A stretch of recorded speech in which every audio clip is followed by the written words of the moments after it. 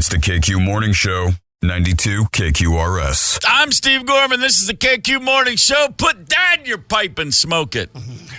God, get a little workout in there, Guns N' Roses. Listen, no matter what happens today, it's going to be okay because there's no point in today where I'm going to have to go run a mile and be graded for that and then change right back into my clothes and go back to work. Remember high school? Remember middle school?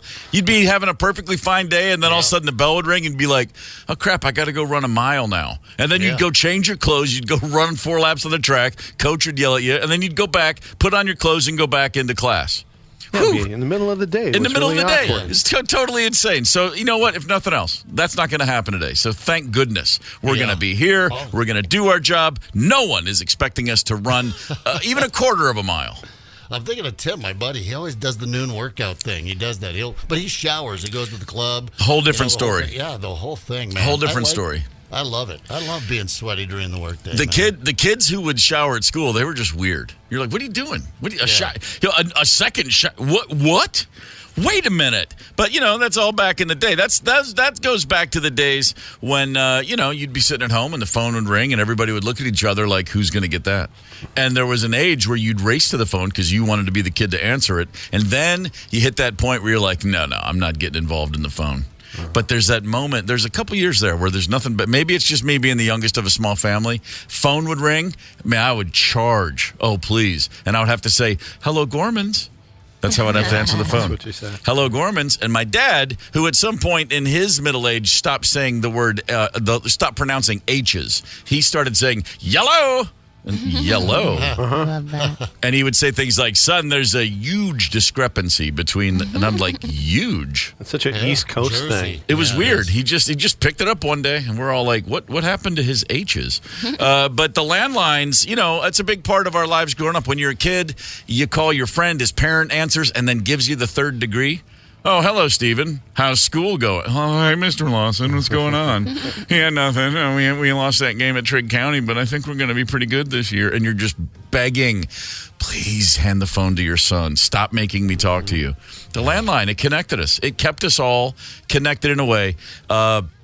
That you just can't want to be connected again. Exactly. You just can't replicate it. And now, like our good friend, the saber-toothed tiger, another obsession of mine as a child, like the woolly mammoth, the landlines, this is no longer just anecdotal and, hey, no one has those anymore. No, literally, the landlines are going away.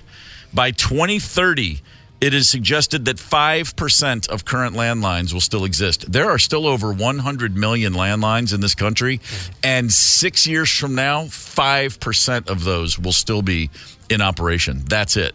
In the state of California, AT&T has applied for a waiver to stop servicing traditional landlines. It's done. With good reason, but it's also kind of like, oh, man, really? Huh. I had a landline at our house in Tennessee until a few years ago because it was still connected to the house alarm system. And my brother came into my house over a decade ago. Why do you still have a landline? I'm like, what do you mean? Well, that's just, no, I'm not willing to. Next thing you're going to tell me I'm not going to need cable. Just in case. Yeah. Oh, no, cable's on the way out, too. Oh, yeah, no. I'm done with it. It's, maybe they'll quit pushing it on us now. I hate these. We have a landline, but we don't have a landline. In other words, we don't have a phone hooked up to it. But it's $25 cheaper a month if you bundle your landline in. It's like, I don't know. Yeah, some of these service providers are really just trying to keep the landline alive. Well, you got to have a landline. I don't want the landline. Well, then you're going to pay $25 more. If I want less, I have to pay more. Okay, gotcha. Well, take the landline. So we've got a phone number out there that's just floating around. Right. I had it. We had the bundle, and we got rid of a few things. Everything was all in one. And I actually, when a guy came in, I said to him, I go, man, do they just? I guess these phones they make now just suck because we had this is over a decade ago the last time we bought new phones, but you're at Costco and it's like here's your base, and then here's 3 little satellite phones, cordless, of course, and you put them all over the house. And I mentioned to the guy, I said, man, these phones are just blow, and he goes, No, it's not the phones. It's our line. I go, really? He goes, yeah, the quality's nowhere near like it used to. He goes, the phones aren't as good as they used to be, but then, trust me, we're not maintaining the line. If there's a problem, if your landline sounds kind of, cloudy, don't just blame your phone. I was like, wow. Coming clean with it.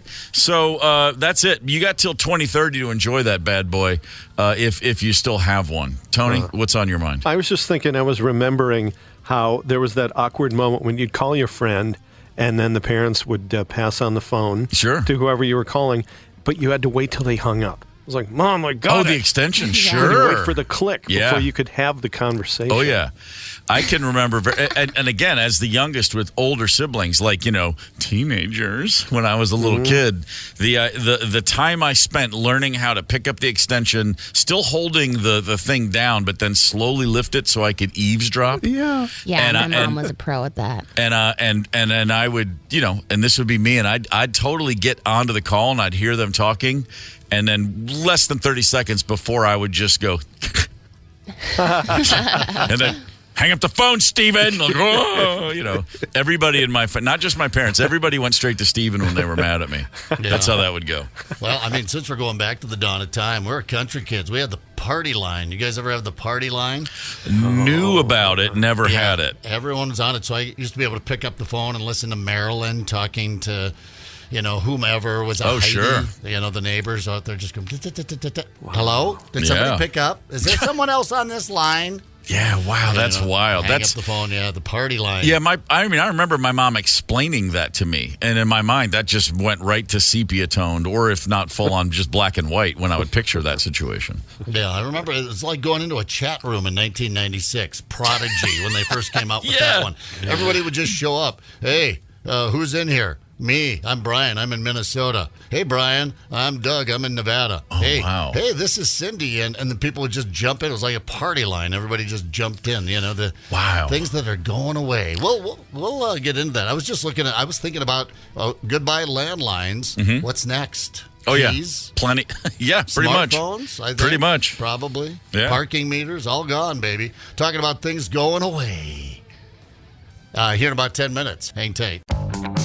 Connect with us on the KQ Talk and Text line. 651-989-ROCK. That's 651-989-ROCK. 92 KQRS.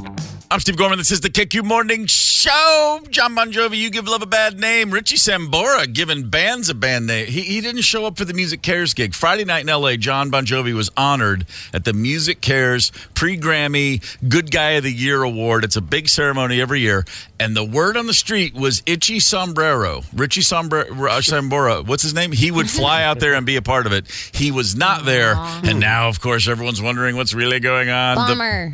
The big anniversary tour. It's like 40th anniversary tour is supposed to happen soon, but no Richie Sombrero. That sucks. My friend Kelly's probably so upset. She was really thinking that they were going to get together again.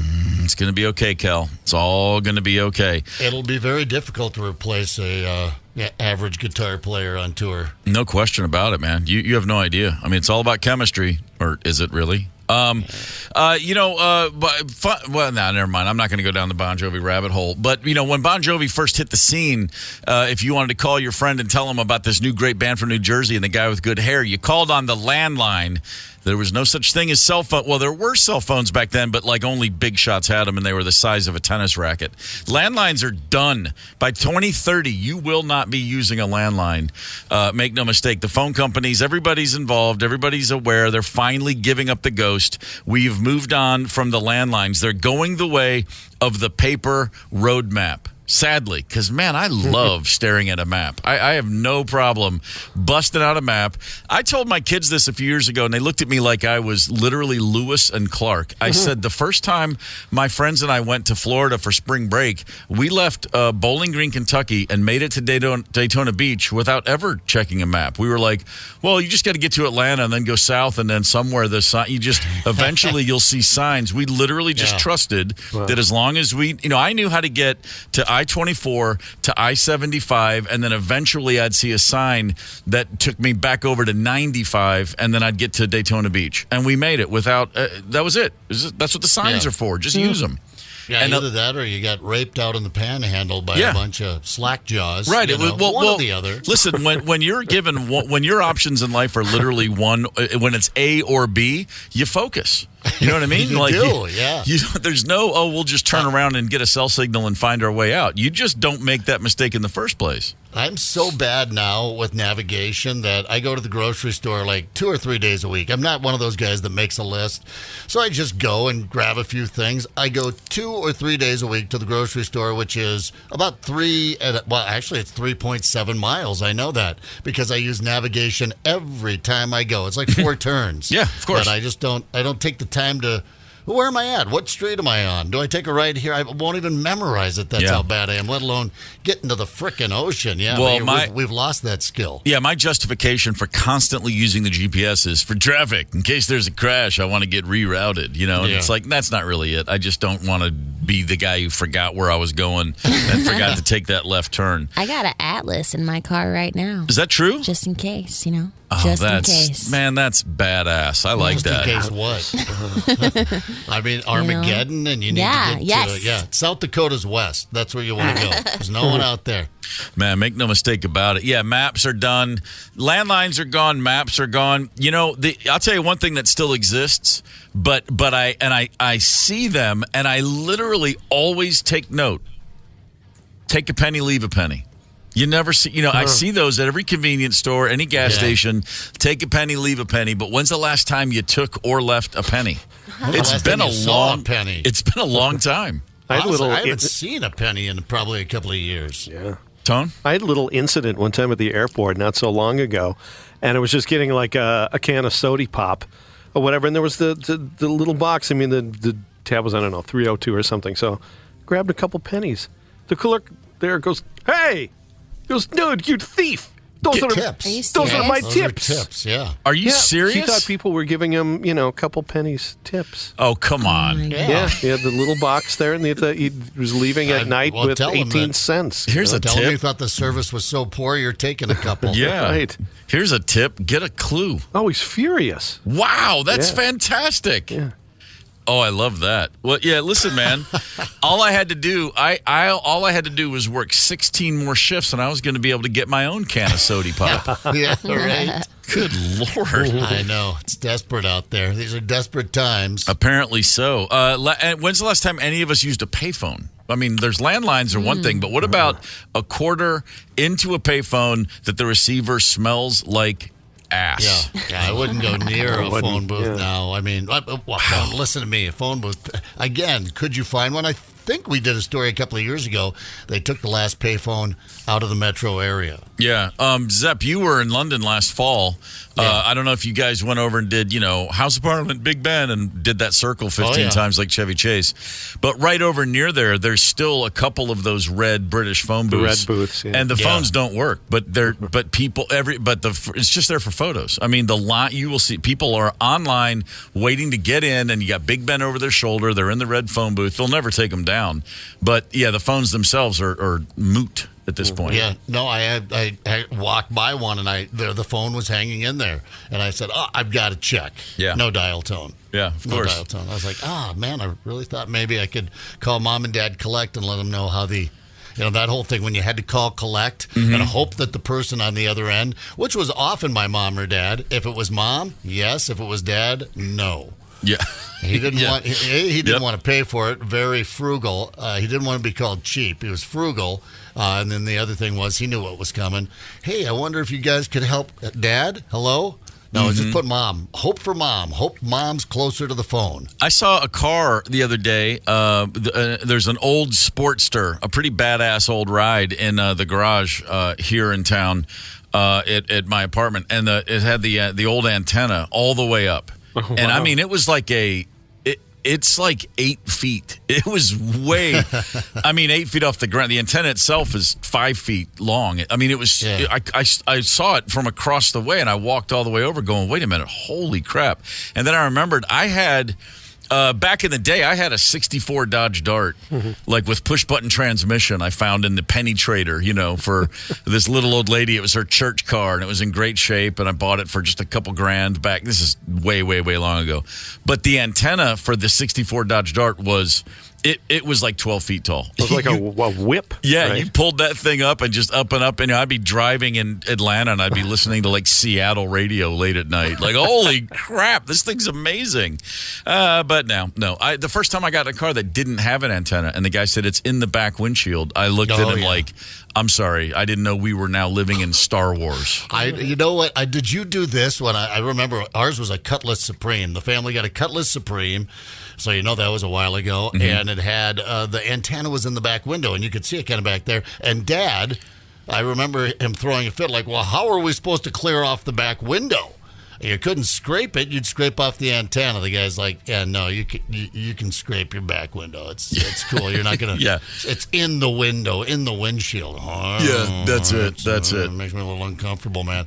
All right, well, this is a conversation we can keep going this morning. Also, we got to get into some other things. Mike Evans' Hollywood Report is coming up at 6:30. Hang tight. Connect with us on the KQ Talk and Text line. 651-989-ROCK. That's 651-989-ROCK. 92 KQRS. I'm Steve Gorman. It is Tuesday, February the 6th, and this is the KQ Morning Show. This is a perfect time of day to head west, young man. It's time for the Mike Evans Hollywood Report. Hey, good morning, Steve and Candace and Zepp and Tony. Good morning, Minneapolis, St. Paul. It's Tuesday. Let's see, what can we do Tuesday? Go to a movie. This report brought to you by Marcus Theaters, and every Tuesday, $6 movies every Tuesday. Ding. Every movie, every Marcus Theater. Check out the Tuesday special, $6 at Marcus Theaters. If you missed this Tuesday, we'll do it again next Tuesday, and always the best theaters in Minneapolis, St. Paul, no matter when you go. Some Super Bowl scoop. Check this out. Is it true? O.J. Simpson has quietly asked the NFL officials if they would have a problem with him attending the Super Bowl game on Sunday. I don't know what their answer will be, but old killer lives just 5 miles from Allegiant Stadium where the game is being played in Las Vegas.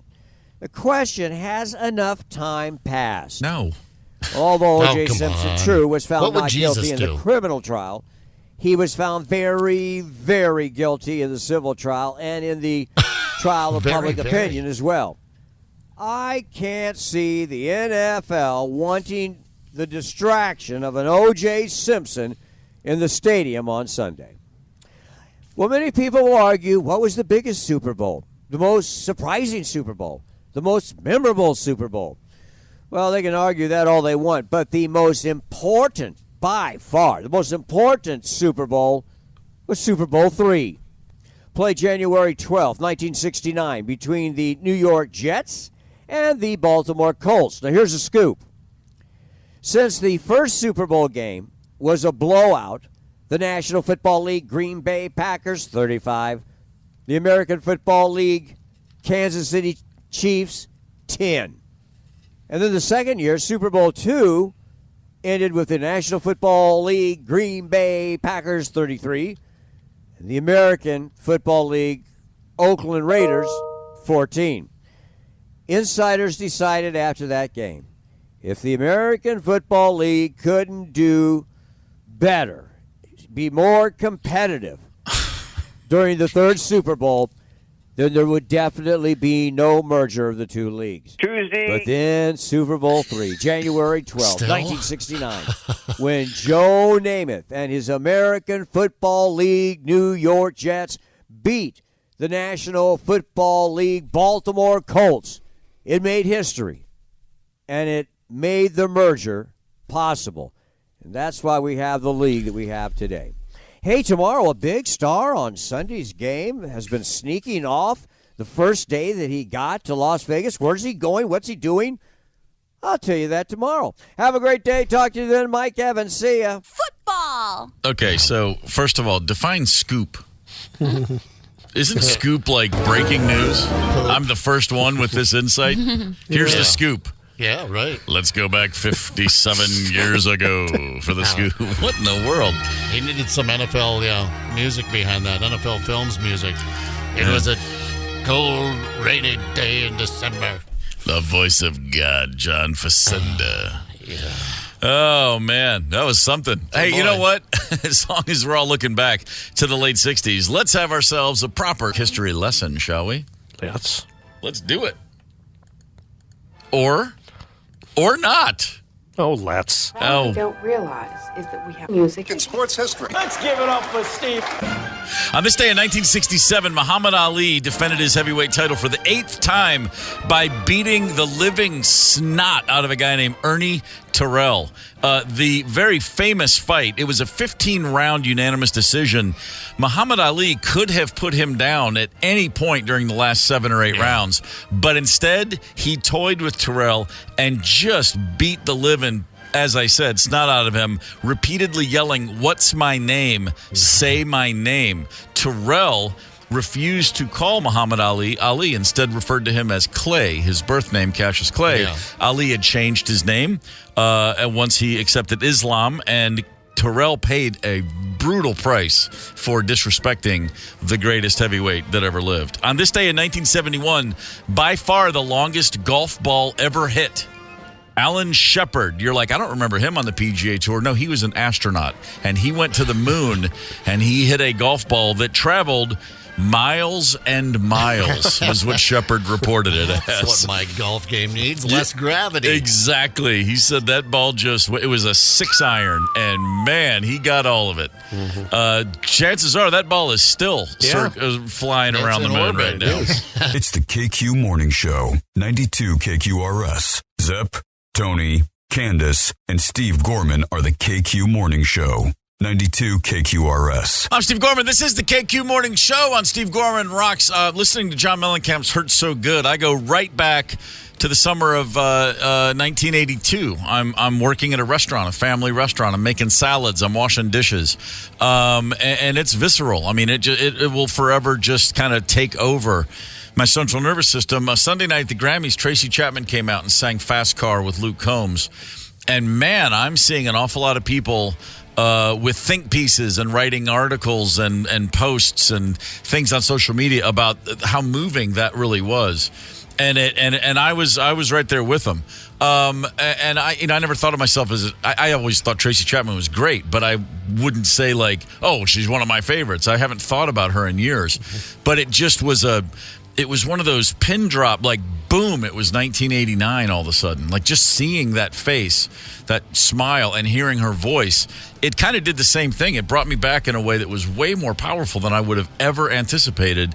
And it just speaks to the power of music and how great that can be. Yeah. And how, the more things change, the more they stay the same type of vibe. I mean, I closed my eyes, and I was 23 years old listening to that song for the first time going, holy crap, this is kind of heavy. There was some shock value there, too, because right before the performance, when he was doing his little interview, I was telling my friend, like, I don't know, man. Like, I don't know about this cover. Like, Tracy Chapman's is so much better. Like, I feel like he's going to just, like, steal it from her. You know, like, I was feeling weird about it. And then when she came on stage, I was like, oh, my God, I'm dumb. It was great. Yeah.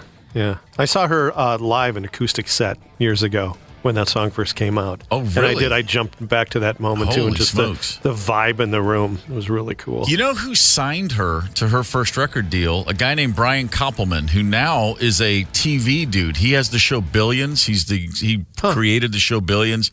He wrote the poker movie Rounders with Matt Damon. Yeah. He was a young A&R guy, but he always wanted to write and produce. And so early in his career, he signed a few big artists and then switched completely and went over to doing TV and movies. But he's the guy that, he brought Tracy Chapman to his dad, who was a big exec. He was like, hey, check this singer-songwriter. She's pretty amazing. Fascinating story. But when I hear Mellencamp, I go right back, like I said, to a kitchen. I mean, music just brings you right back. And at those days, there used to be, we all know Burger King. There was but I mean, there used to be, do you remember Burger Chef? Well, we were talking about before things that are no longer around or things that are going the way of the dodo bird, like a landline. Do you remember Burger Chef? Did they have those up here in the Midwest? Loved Burger Chef. We used to laugh at my dad because he would order, it was called a Top Chef, but he always said Top Shelf. That's great. Yeah, the Burger Chef, they had a werewolf mascot. Where are the milkshakes? Where are the burgers? The werewolf would come in, and then Burger Chef, and he had a little sidekick named Jeff in the commercials. Burger Chef and Jeff. And they used to serve. Their burgers would come like in a plastic bag, like a sandwich bag, like you would take your PB&J to school with, like a wraparound, not a Ziploc that you seal, but just one that it was such a weird thing. And then, but here's the other thing. Burger Chef, that was gone by the early 80s, I think. There was also briefly in the South a Burger Queen. Burger Queen. Burger Queen. Oh, how did they differ? Yeah. I don't remember. I mean, I literally had it one or two times. It was like a brief Burger Queen, and just like, wow, that they didn't really quite make a run at the king like they were probably hoping is that to. like a Femi burger? Yeah. I don't know what it was, but that was there. Things show up. It's like when Wendy's hit the scene, and suddenly it was like a square burger patty. Wait a minute, this makes. What do you mean they have chili? A drive-through window. I mean, everything about Wendy's when it first hit the scene it just felt like the future, And I can't remember the last time I had a Wendy's now, but there was a time. But anyway, but Burger King is still going strong. They're very comfortably always. They're the Pepsi Cola to McDonald's Coca-Cola. They're always going to be number 2. I think they're cool with it. They're still printing money, largely because of the Whopper, as you might call it, the Whopper sandwich. When a Burger King opened in my hometown, when I was a summer after my senior year in high school, it was a line for days. I mean, we finally got a Burger King. And, like anybody, any fast food aficionado knows, when they open up brand new, it's really good. They have like a regional manager overseeing everything. It just runs like clockwork. And then about 4 weeks in, it just goes right back to every other fast food place. But you get in on those first couple weeks of a new spot. It's pretty good. I will never forget, we moved into our new house, and the very first day we were in there was no furniture, no anything. The house is totally empty, but we got to get Burger King. It was my first Whopper, and we ate it on the floor. That first Whopper, when you're a kid, it's like, this thing's huge. It's like, man, two-fisted. And it's pretty strong. Well, check this out. Burger King has got a new situation that they would like to share with us, a new opportunity. I sound like the guy from Unsolved Mysteries. If you or anyone you know, if you can come up with the new Whopper innovation, they're going to give you $1 million if it goes into. I've got one. Well, okay, let's have it. Right. Brian Beef. Zepp's Whopper innovation. Use beef. Beef? Yeah. Like an actual, unique. Yeah. actual Just beef from a cow? ground chuck. Yeah. Yeah. Okay. Try that. We can all submit our ideas for toppings that are better than by the way, 200,000 combos they already have. A new contest. They say Whoppers, like I said, there's 200,000 possible customized combinations. I don't know how that's possible. No onion, extra lettuce, I guess, whatever. Run the odds. Yeah, there's a lot of stuff on there. If you have a Royal Perks account, even Burger King has an account you can get, you can submit a suggestion through their app. So here's the deal. They don't list a lot of rules, but you can only have 8 toppings max. You can't change the bun or the patty. But you can't use allergens. You can't say, put peanuts on there. But they want something that could be popular. But literally, if you can submit something that they then say, yeah, you know what, we're going to run this out, they'll give you $1 million. $1 million bucks. All right, I'm doing it right now. I'm on BK.com, MDW, sorry. I'm going, just something about, there you go. something about, you got to put a jalapeno in there. I mean, get a hot pepper, maybe a ghost pepper. I don't know, something. Got to get it spicy. Got to add a little pizzazz to that Whopper, don't you? I've been eating so many burgers lately because I got this guy that loves burgers, and we're in this group on Facebook where all the burgers in all the land people review them. No, I'm just kidding. In Minnesota. Yeah. But yeah, there's a lot of good burger spots in Minneapolis. Oh yeah, recommend. I love a fried egg on a burger.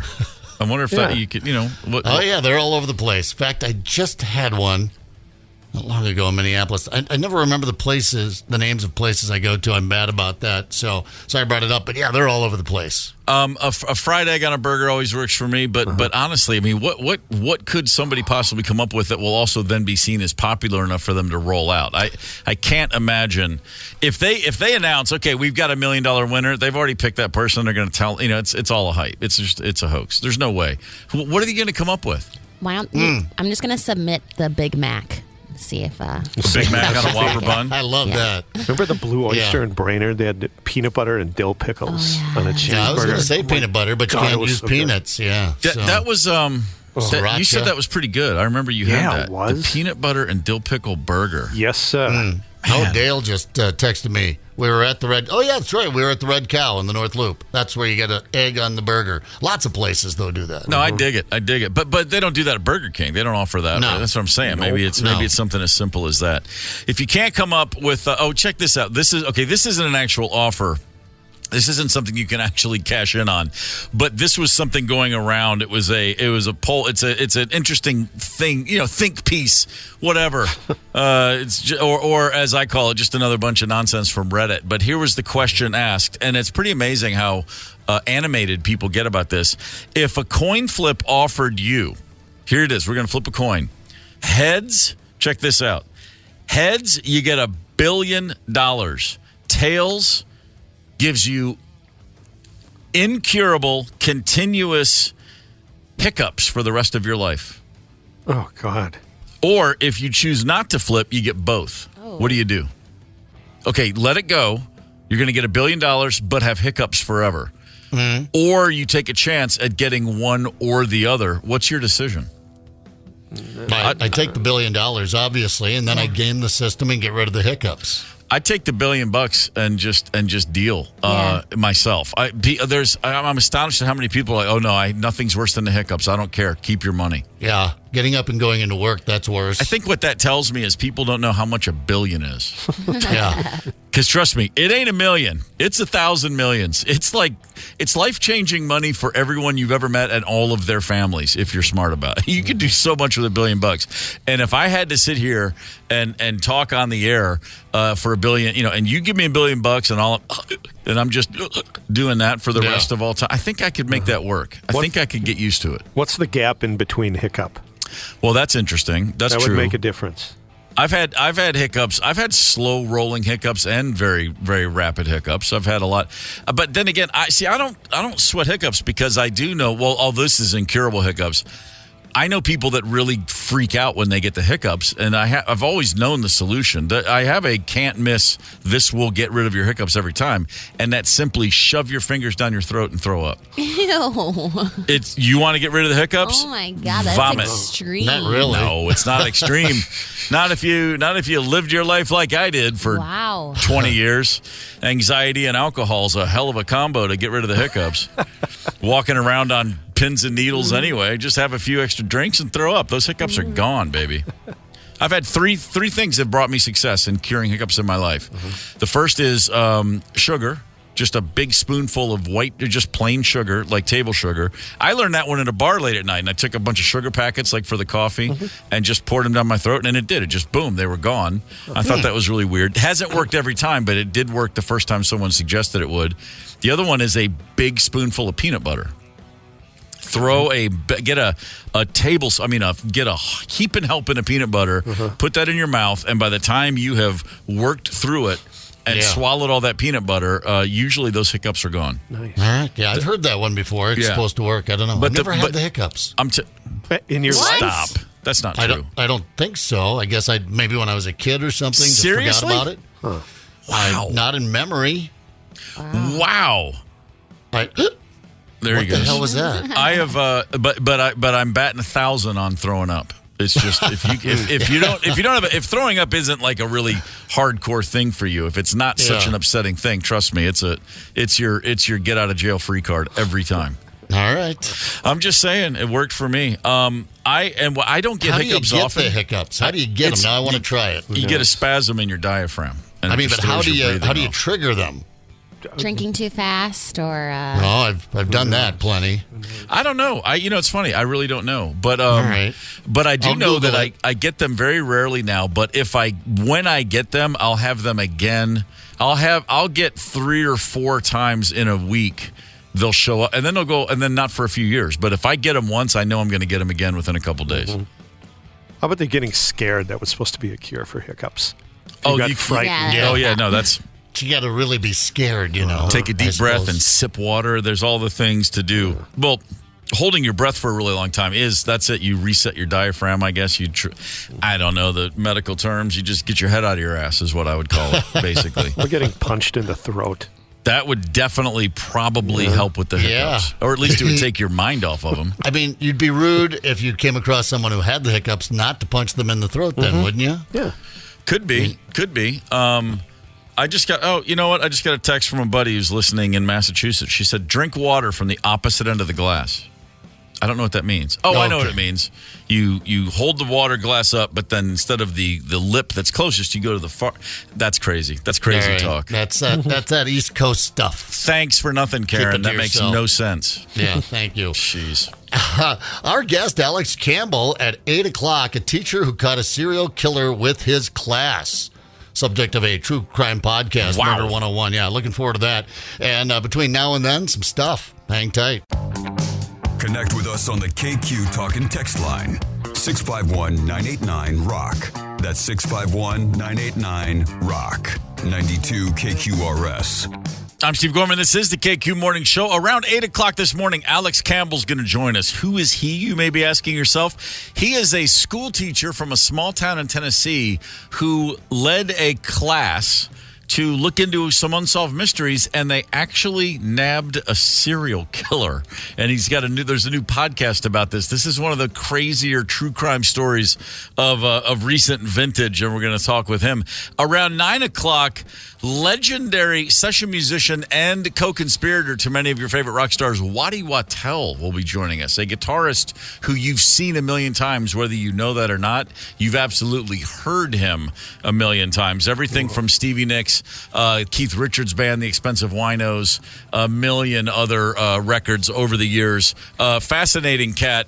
The Immediate Family documentary about a group of session musicians who've played together for years. Waddy Wachtel is joining us at 9. I hear people say things a lot here in Minnesota that I get a little confused by, and then I've said things to people here that have confused them. I say on occasion, I don't think of myself. Now, I've lived in the South more years of my life than I haven't, but because I was born in Michigan and then from there went to Baltimore before hitting Kentucky, I think of myself as a Southerner by choice for the most of my life, but not a Southerner, if you know what I'm saying. Sure. For instance, when I came to Minnesota and I moved up here, people down south were freaking out. It didn't seem like that big a deal to me. Like I know people who were like, man, I don't know how you can do it up there, man. It's too cold, man. That's a whole situation up there. I don't even know. It's like another planet, man. And yeah, I guess it is, but I don't know. It's totally normal to me. I've felt at home since I got here. Mm-hmm. But I do still say things and I get reactions. And I say, and I hear myself say things that I never thought twice about till I got to Minnesota. But I will say fixin' to. Now I'm fixing to get that taken care of. And then I hear it up here. I would never think twice about saying that until I got to Minnesota. But I've said that and I watch people's reaction. Like, I can see them going, he's fixing to. What, fixing to? Yeah, I'm fixing to take care of that. Let me get on that. I'm fixing to call him back. And I'm like, oh my God, I sound like I'm on Mayberry RFD all of a sudden. I like that. That's a good one. I will flat out throw a bless your heart out there with the best of them, which is, of course, what I also say a lot. I don't know if this is, but my version of that is to say, oh, honey. Which is, it's tough, isn't it, to think hard like that when I see someone just being a complete numbskull. Yeah. They love that. Here? What's that? The equivalent here to when you say, bless your heart, it's kind of condescending in a way. It's entirely condescending. Yeah, and the equivalent here is when people say, that's different. You ask them, what do you think about something? And they go, it's different. Oh, okay. Good for you. I like that. Yeah, good for you. I like that one. Plum. There are things that I used to say kind of to be funny, but then you start saying them. But like, no, I'm plum tuckered out. Like plum means just completely, like, oh yeah, no, that dude's plum crazy. He's plum out of his mind. The one that I hear myself say this too is, I'll tell you what, man. I'll tell you what. Yeah. Instead of just telling you what, I'm going to tell you that I'm going to tell you what. Right? Yeah, that's always a pretty good one. There's a few that my favorite Southern for being drunk is, oh man, he was tore slap up. Tore slap up. I like that. I heard someone say that once, and I was like, that was a North Carolina thing, and I was like, oh my God, tore slap up. That's great. Yeah, we had a guy in the Army. He was from Georgia. Sykes was the last name, so we called him Psycho, of course. But he was, what was it? He was so cheap he wouldn't give it a nickel to Jesus for riding a bicycle. He had all these weird Southern things. We thought he was like Samuel Clemens or something, He was just, I'm so poor I can't afford to pay attention. But it was just, when they say it, it can't sound smart in a Southern accent. You cannot sound intelligent with a Southern accent. So, I saw one thing. Someone said, people, like, oh, you ever say if the creek don't rise?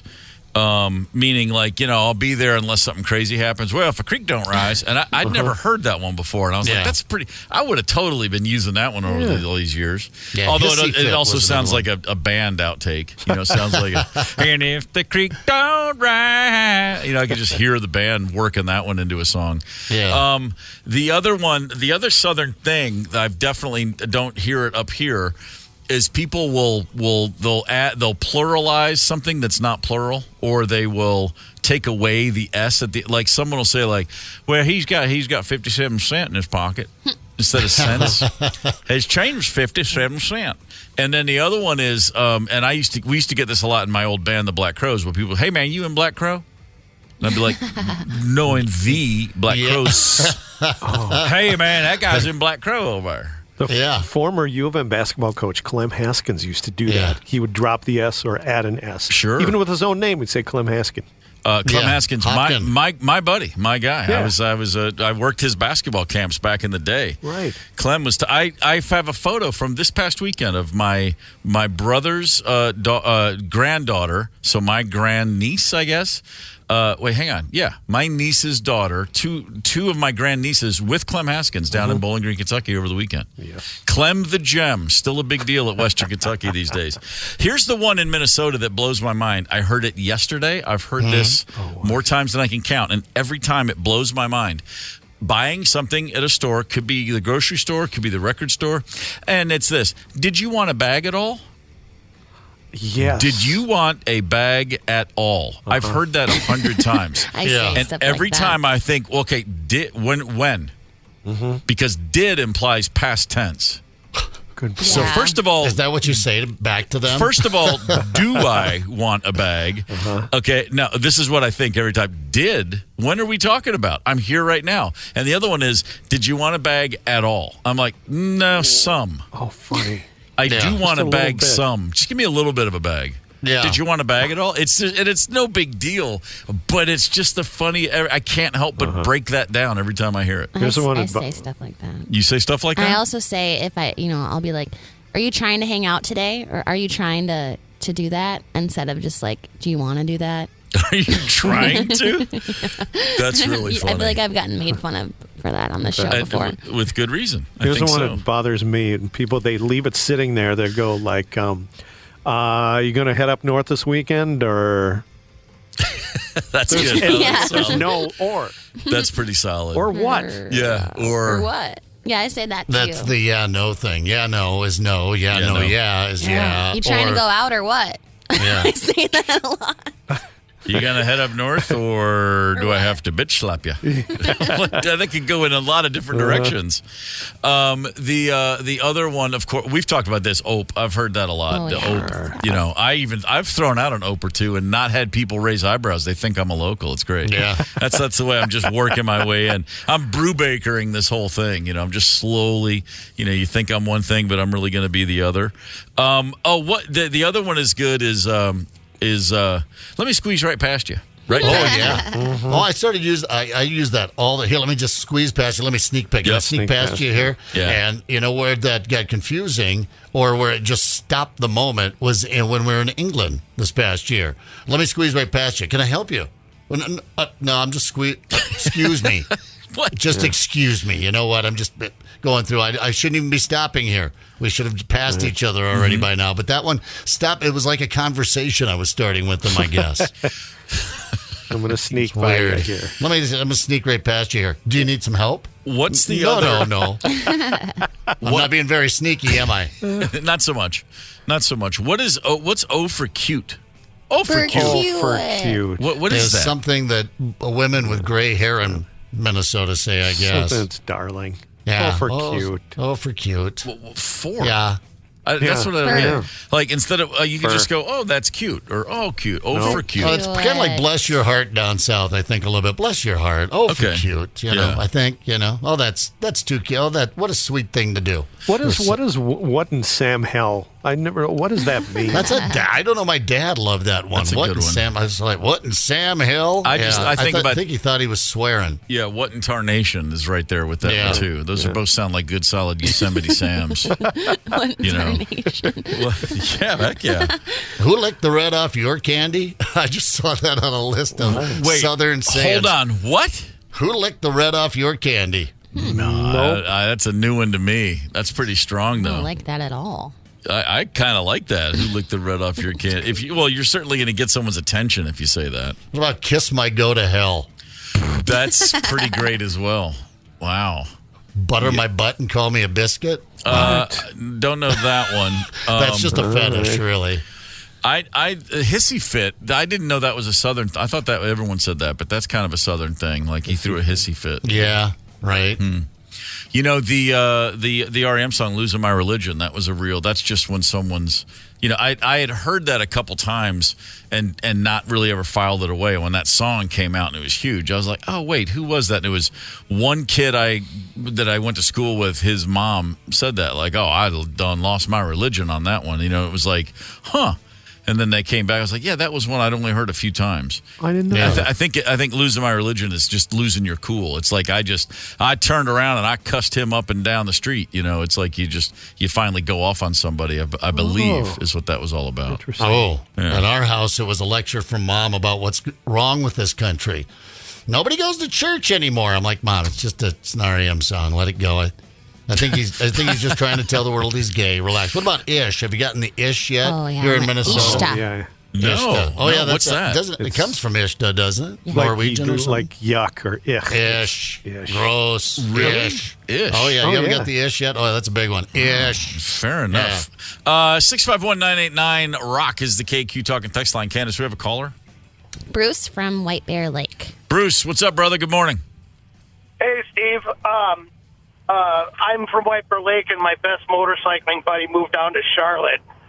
And his son moved down there a couple of years ago, or before us. So we're sitting there outside in our black motorcycle jackets, and we're just sweating bullets, and he's all acclimated. And it's just really different. But the thing that we went to what do you call them? One of those swap meets or where they have all the stuff.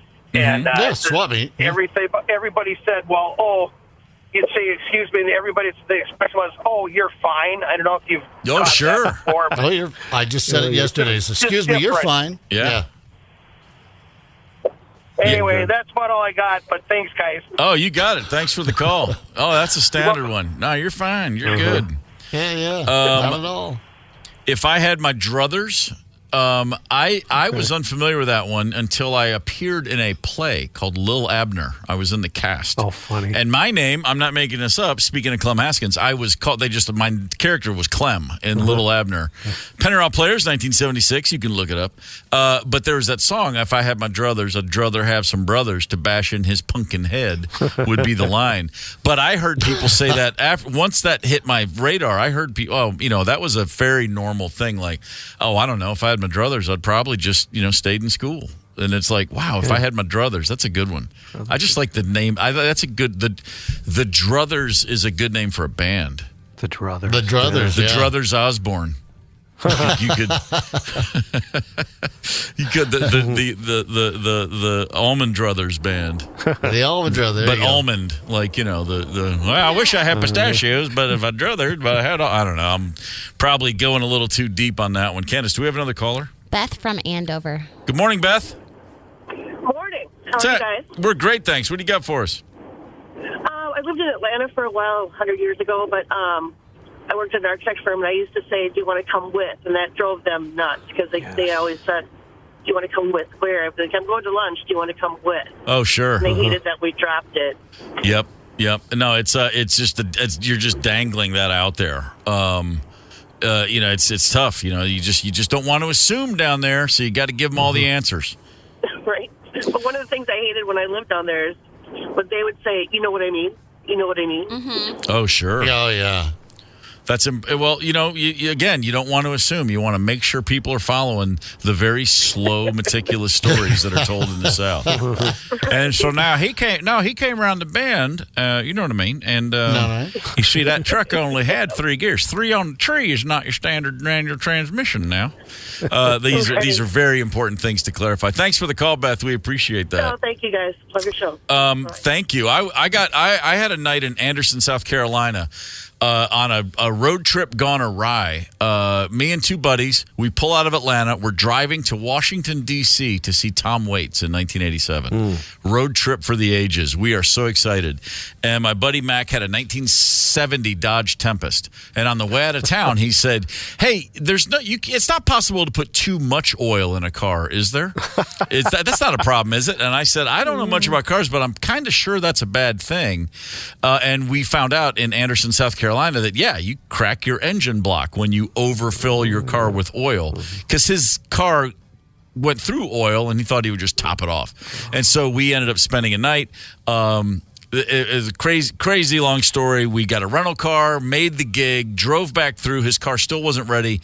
This garage in South Carolina, a place called McLeese's Garage, Anderson, South Carolina, they weren't ready when we returned to give us back our 1970 Tempest. And we were like, we all have to go back to Atlanta. You said you'd have this fixed. And the guy said, I'll tell you what, I'll give you I got a truck you can have, but you got to come back in 3 or 4 days when we get the part and get your car fixed. And the guy pulled around. This is 1987, and this was like an early 60s pickup truck. Oh, cool. With the garage paint job, the McLeese's Garage. It's their service truck. And it was the baddest thing you've ever seen. I was like, this is the coolest pickup truck, old truck I've ever seen in my life. And he goes, well, if you guys want, now you got to be careful with this, but Atlanta's only like 90 miles away. He goes, yeah, take it down, just bring it back in a few days. I'll call you when we're ready. Now it's 3 on the tree.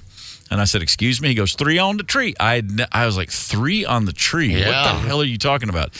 And it's just a manual transmission that it's just 3 gears, and it's on the, you don't have that, the transmission stick in the middle. It's up there. It's like where you might see a turn signal. It's off the steering wheel. Next time you're cruising out to Wilmer, you'll see a car or 2 stuck in a tree strip out there. Yeah. If you're real curious, walk over and look through the window. That's a 3 on the tree. There's a pretty good chance there's one of them stuck out there in the tree strip. I remember my grandfather had a pickup like that, and it was nothing when I was 13 years old.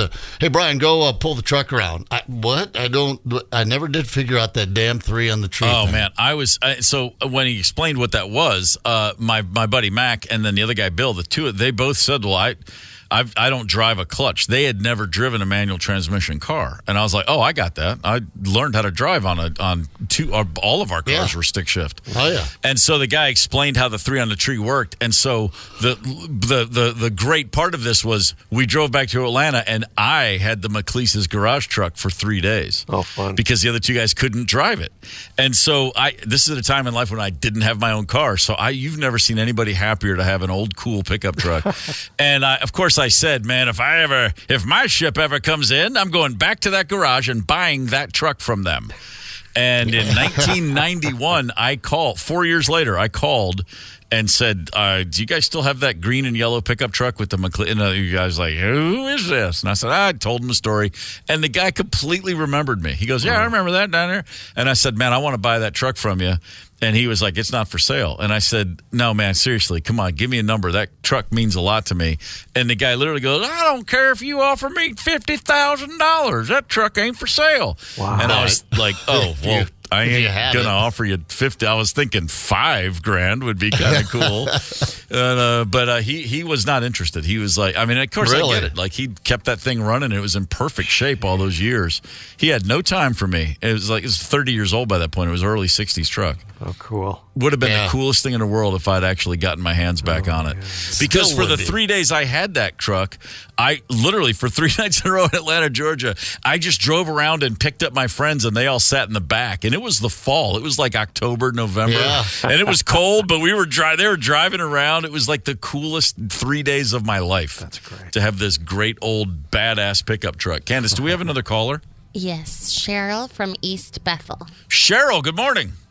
Hi, good morning. I'm just listening to your show this morning. I am from the South, but I've been in Minnesota way more than the South. Okay. But I have a few to tell you. I don't know where it came from or why we say it, but we say, well, I'll be doggone. Sure, I'll be doggone. And another one, this one really don't make sense, is, well, I'll be John Brown on a Christmas tree. I'll be what on a Christmas tree? Have you heard that one before? No, well, I didn't hear what you said. I'll be John Brown on a Christmas tree. John Brown on a Christmas tree. Wow.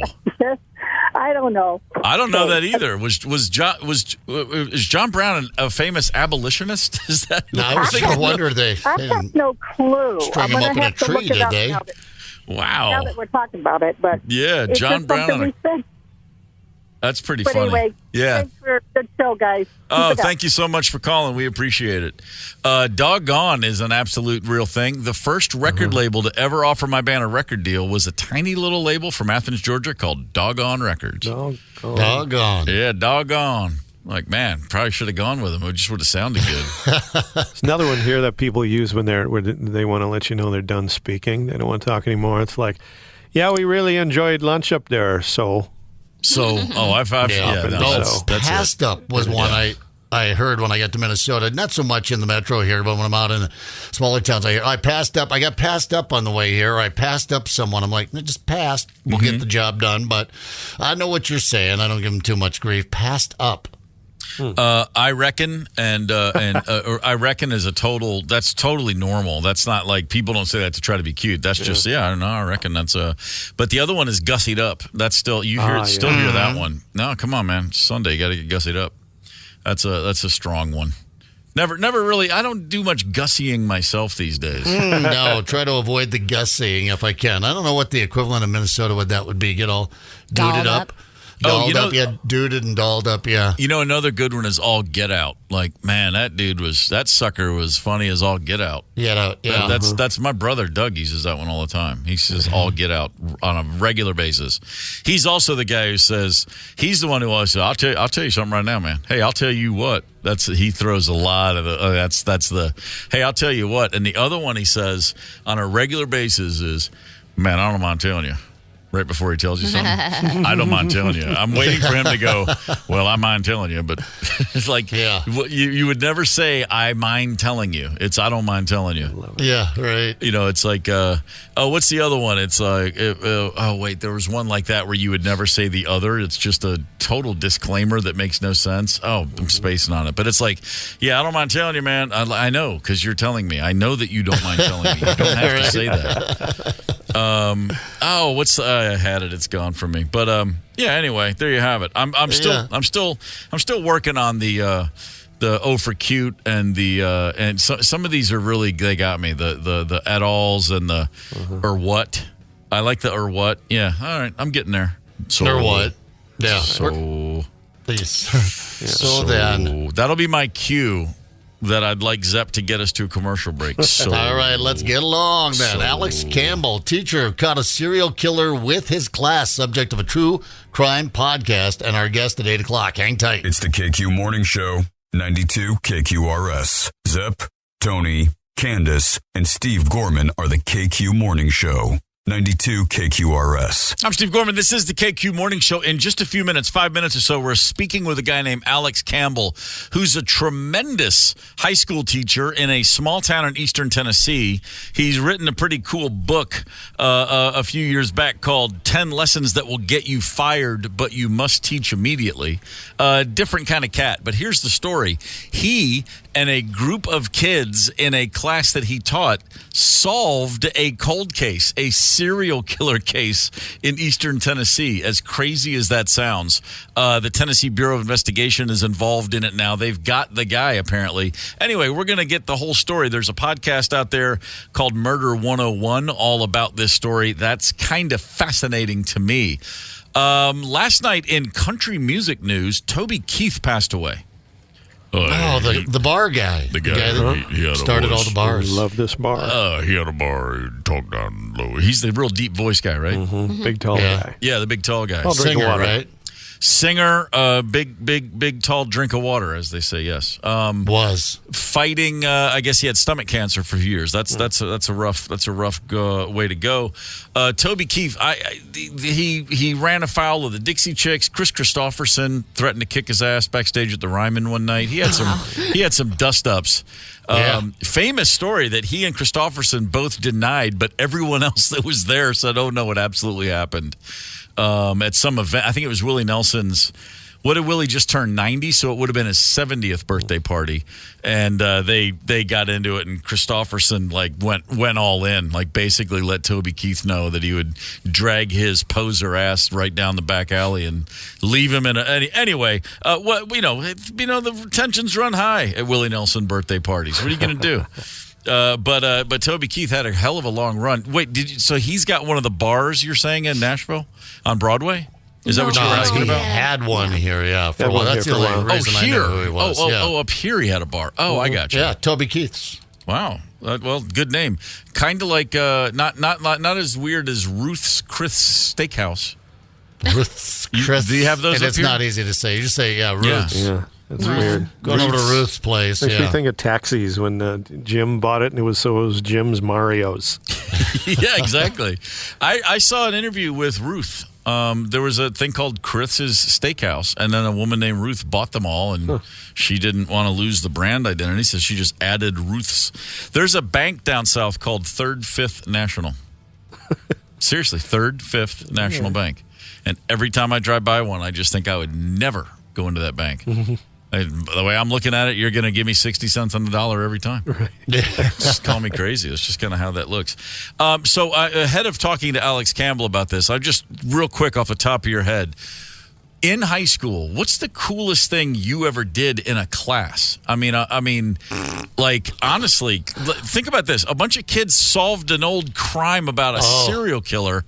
I got nothing that comes within a million miles of that from high school. And I went to a school that was kind of cool and had good teachers, and we all got along, and I think it was a wonderful experience, but I got nothing that even scratches the surface of that. I mean, I blamed a couple of farts on Lloyd Brotherton, and he was unpopular for a while. Well, don't discount that. If you get away with dropping a fart on someone else.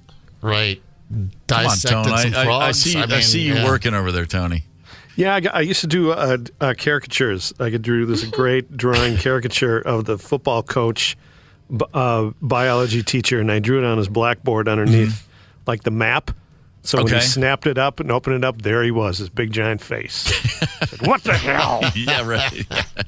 That's not quite the same as solving a crime. No, it's not. Man, yeah, that's good stuff right there, man. We had an aerospace class when I was a senior. And the final project everyone had to do, you had to build, you had to make a plane that you could, and the final project was done in the gym with the entire school in the bleachers. You had to fly a plane that you made by hand. You had to launch it from an end zone, the baseline of the basketball court, and it had to fly at least to midcourt and then land without breaking an egg that you placed in or on the plane. Wow. Boeing can't even do that. Yeah. And I found some industrial grade giant styrofoam sheets, 8 feet long, thick styrofoam, and just cut a fuselage and did a gash and slammed what looked like a wing into it and just prayed. And it worked. I got away with it. I somehow, and I did, the styrofoam was thicker than an egg. It was really thick. And I just carved out a spot to stick an egg into, a nice tight snug fit, and I say it flew. I threw a giant chunk of styrofoam half a basketball court, and it was so stupid looking. When it landed and the egg wasn't broken, I erupted in cheers because there's no way it should have worked. Yeah, I know, but that's called gaming the system. Yeah. We're talking about it with the $1 billion. If you had the hiccups for the rest of your life, I'd figure out how to get rid of them. I'd game the system. That's a great way to do it. I'm glad the Wright brothers didn't they just didn't pack us in styrofoam and then catapult us off to our destination and hope we'd be all right. But if styrofoam had existed in 1909, that's exactly what they would have done. It is really what they would have done. There was, of course, and then in the aerosmith class, there is, of course, this one girl came in, Sherry, whose dad ran the big, cool factory in town. He was like the Mr. Burns of Hopkinsville, the evil industrialist. And she walks in with like this balsa wood looking, it looked like an F-14, beautiful, handcrafted. And she launched this plane holding an egg, and it hit the far wall of the gym, and it was still rising. And we're like, oh, yeah, you made that. Wow. Oh, your dad just didn't have some of the boys at the plant come up with that. You did that yourself. Uh-huh. All right, we are now joined by Alex Campbell. Alex is a teacher at a high school in eastern Tennessee, and he, as I said, and a group of students somehow caught a serial killer. That's the episode. I'm sorry. That's the subject of a podcast called Murder 101. Alex, good morning, sir. Hello. How are you? We're great. It's and we're very happy to talk with you. First things first, as a teacher, you also have a book that you wrote years ago, 10 Lessons That Will Get You Fired, but that you must teach immediately. So right away, you're my kind of teacher. I haven't read this book, but based on that title and what I've read about it, I guess easy to say that you approach teaching from you're not coloring you're not painting by numbers with each student, I guess. I guess you could say that. There's a lot of things that I do that are unconventional, but I'm trying to convince teachers that it should become the conventional because they're highly effective. I'm not super smart, but I've stumbled upon a lot of things, and some of those things are like using true crime in the classroom. How did that start? Where did true crime in your classroom? What was the intersection where you thought maybe this is going to be helpful? Explain that. What's the context of that? Yeah, we had a local teenager who was killed in our county, and I live in a very small rural county. We don't have a lot of murders here. And so this one had gone unsolved back in the 80s. And it was a small, white, young, teenage, redheaded girl who her body was found beside of a road. And so I was doing some work with that with a fellow teacher who was a criminal justice teacher. And we actually went up and tried to find the murder weapon, which was interesting. But actually, in researching it, I found out that young, redheaded women killed, thrown out beside the road in East Tennessee or in Tennessee was not uncommon. There was actually a whole string of murders known as the redhead murders that I had never heard of, even though I was growing up here at that time. Wow. And so how many are we talking about? How many cases? Most people think that the total redhead murders is between 12 and 14 victims. They could never agree on if it was like one serial killer committing maybe all or most of these, or if they were just 12 totally unrelated crimes. So what I decided to do with my students was challenge them to say, can we see if there was actually a serial killer operating and killing, some of these women? And so that was the project. And so what class is this? I mean, this isn't history. So I'm a social studies teacher. I teach a lot of history, but this was actually an elective that I teach called sociology. Wow.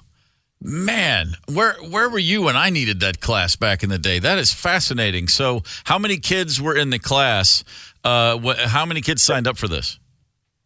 Yeah, there was about 25. And look, they just signed up for sociology. That's all it was titled. We didn't have anything about crime or anything there. Gotcha. And, we learned sociology. We had to learn sociology to be able to do the work. So I just said, look, you're in a sociology class, but this is our project, and we're going to be applying what we're learning to see if we can figure out if there was actually a serial killer. I had about 25 students. It's an elective, so I had, I think I had freshmen through juniors that year. So this is the subject of a new podcast that's available everywhere called Murder 101. I don't want to give away too much because I would encourage people to take a listen, but you guys apparently did come across what seems to be an answer for this case. That's correct, right? Yeah, what the students found, we worked with an FBI behavioral analyst, which most people refer to as a profiler. Mm-hmm. We worked with one, and he taught the students how to figure out if victims could relate back to the same killer. And what they found was that 6 of those victims probably were killed by the same person. And since that had never been said before, even by police, the students got to name him, and they named the person who would be responsible for these 6 murders the Bible Belt Strangler. It's got a nice ring to it. How did law enforcement receive this? Were they a little chippy, like, you dang kids taking our jobs?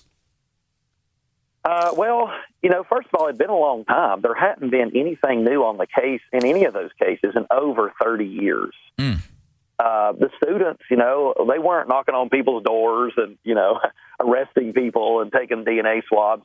They decided once they had the profile and they felt they had the information they needed, we actually had a huge press conference, and we felt that sharing this with as many people as possible could lead to new tips and breaks for the police that could help them. And sure enough, they also created a media kind of frenzy. They worked with a print and TV media in each of the 6 areas where the women were found. They all agreed to run a story on the same day.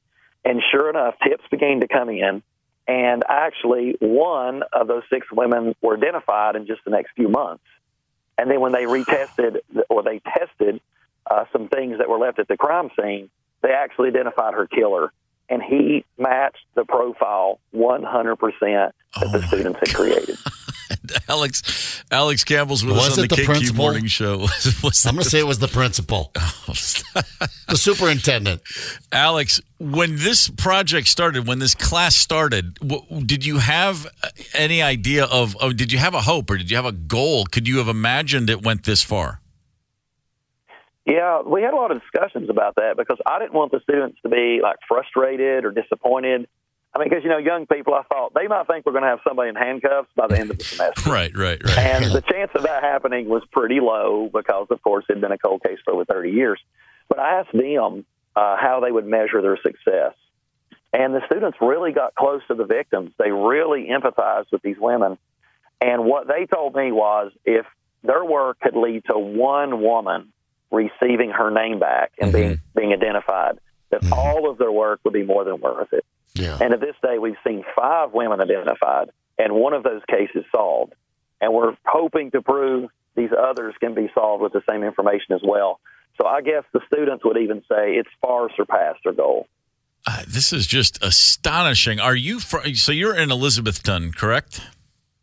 Yes. I have to make sure people want to say Elizabethtown, and I know it's Elizabethton. That's very close to North Carolina. So are you already up in the mountains a little bit up there? We are. We're in the Appalachian Mountains. Beautiful place to live. Yeah, it certainly is. But the kind of place where stories can, stay kind of it's a beautiful area, but rural areas and smaller towns, stories get glossed over and forgotten. And there's probably a lot of confirmation bias one way or the other going back. So 30 years later, with a bunch of fresh eyes and no associations to anything that people were thinking about back then, I guess that's just what the doctor ordered. This isn't truly... I keep saying this is astonishing. Before you joined us, Alex, I asked everybody here, what's the coolest thing you ever did with a high school class? And there's nothing that even compares to anything like this. Did you have experiences? You're a teacher yourself. Did you have a teacher or two as you were a kid growing up over in that part of the world that encouraged you to look at things differently and just not accept the status quo? I did not really. I was kind of... let's see, how can I put this the right way? I was a little bit kind of rambunctious, right? Mm-hmm. I would get bored easily. I never really got in bad trouble, but, a little bit of stuff here and there. And I just realized I wanted more. I wanted to do something with what I was learning. And in the classroom, it took me a couple of years to kind of just get my bearings. But I realized that most students want to have meaning to their life. Mm-hmm. And the reason they're not paying attention in class is because they don't see the connection to their life and how it can help make their life or someone else's life better. And so I began to try to find ways to encourage the students to apply their learning and change something in the world. And since then, my students have never let me down. That's incredible. Well, thanks, man. There's no such thing as too many great teachers. In fact, there's way too few. I would say you certainly fit into that category. This is an incredible story. The podcast is called Murder 101. Alex's book is called 10 Lessons That Will Get You Fired, but that you must teach immediately. It is absolutely a pleasure and very intriguing conversation. Thanks for taking the time. Yeah, thank you for having me. Thank you for holding up the good work of the young people in this country. And let's get justice for these other women. Yeah, right on, brother. Thank you, Alex. Gosh, I'm just thinking about the smallest projects you pull off in high. I mean, just getting dissecting a frog and everybody, like you just feel like, hey, we bonded. We dissected those frogs together. I was just thinking, yeah, right. The leap forward he gave these students and confidence. They'll probably all become pain in the ass podcasters, but some of these. But the learning example there, I'm thinking of Rocket Club. I mentioned it briefly yesterday. We had a Rocket Club in our class, and we all built these little. You get a kit, you build the rocket, and then you go out on the playground. Everybody shoots them off. We had 4 rockets built that day. My little team had done one. Not one of them made it into the air. One moved up about an inch. Right. And I remember the teacher was also the shop teacher. Looked at us and went, well, I guess we don't have any rocket scientists in this group. Everybody get back in the building. And you were just like, oh, okay, you're right. I'm dumb. I'm just going to learn how to drive a tractor. But yeah, good for him. I mean, this is pretty impressive. Although, what the F were the cops doing 30 years ago? Picking their nose? Yeah, they're just there's a bunch of high school kids out. Did you? Fish are biting. Yeah, get out there. God, what a story. These fish ain't gonna catch themselves, son. Yeah, that's a fantastic story right there, man. Right on. Nothing, I saw a thing the other day and it said, it was just a poll and it said, or it was just a series of questions. It said, name the 5 wealthiest people on the planet right now. And most people can get a couple of them, 2 or 3. And then it said, name the top 5 singers on the charts. Name the top highest grossing actors of the last 10 years. And then it said, name the 5 teachers that meant the most to you. And everyone immediately names their teacher. I remember every teacher I ever had, for good or bad. But the fact is they make their mark on you in ways that, the stuff we get caught up in talking about, movies and records and blah, blah, blah, and celebrity and or even politicians for that matter. And it's like, no, what about the teachers? So that's one guy at least doing it right. That's fantastic. Connect with us on the KQ Talk and Text line, 651-989-ROCK. That's 651-989-ROCK. 92 KQRS. I'm Steve Gorman. This is the KQ Morning Show, Tuesday, February the 6th. In just a few minutes, Waddy Wattel will be joining us, a session musician, a touring musician, a guy that you've seen with many, many, many artists over many years, a 50-plus year career. Waddy Wattel was a part of, the Buckingham Nicks album. I mean, pre-Fleetwood Mac, Lindsay, and Stevie. He was in the sessions with them on that album. Linda Ronstadt toured with the Everly Brothers along with Warren Zevon back in the day. He was one of the guys sitting right there when one of the Everly Brothers said, you should write a song called Werewolves of London. And Warren said, okay. And he and Waddy put that song together. Really? Waddy's just been in the room, as they say, for so many iconic records on so many iconic tours. He's a pretty unique cat. He's going to join us. He's part of the new documentary Immediate Family, which is a fantastic story of 4 musicians who have been playing together, as I said, over 50 years. Just one of the great session groups of all time. We had the bassist of that group, Leland Sklar, was on this show last month talking about the very same documentary. Fascinating characters.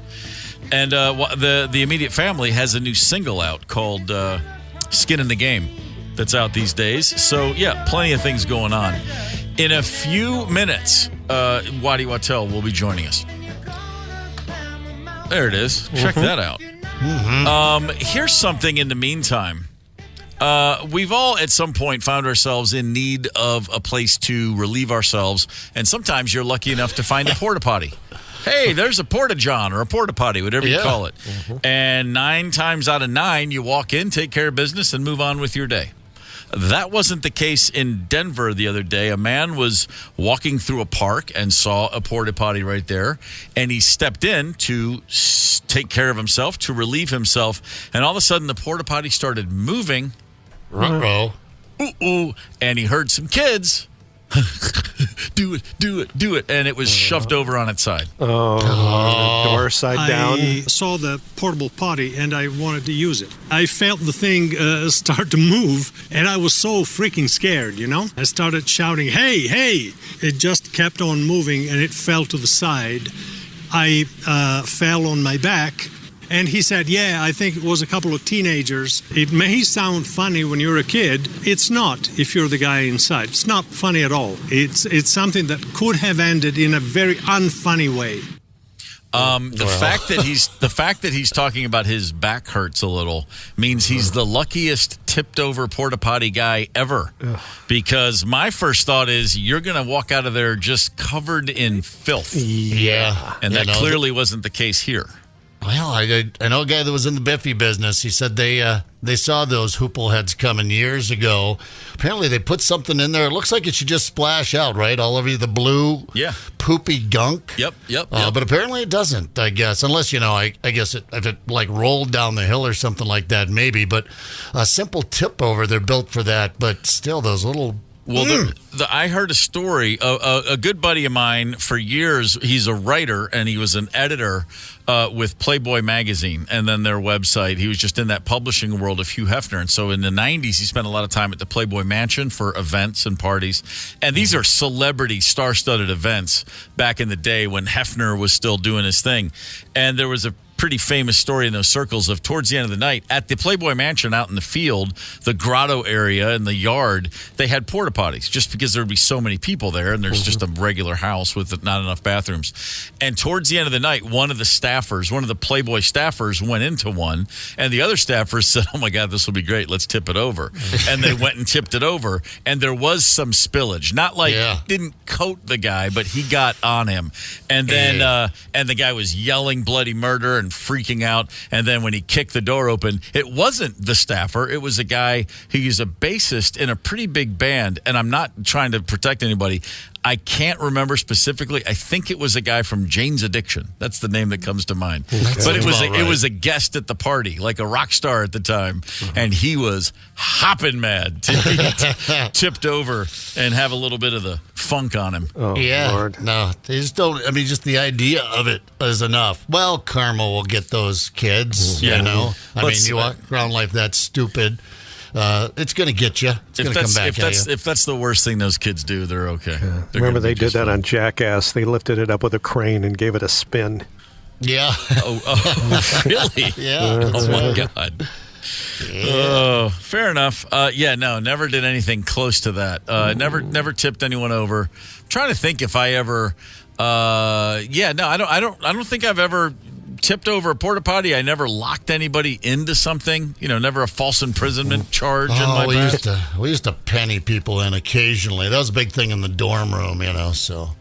Oh yeah, how would that work? You would just, you would just jam pennies in between the door and the frame, and the door would become so tight that you couldn't unlock it and open it. Yeah. That's right. I don't think I've ever been the victim of that, but the only coin trick I was ever a part of was as a kid at the pool. One day, my brother discovered some crazy glue. And he had a quarter, and he went over and he glued a quarter to the floor right in front of the Coke machine. That's funny.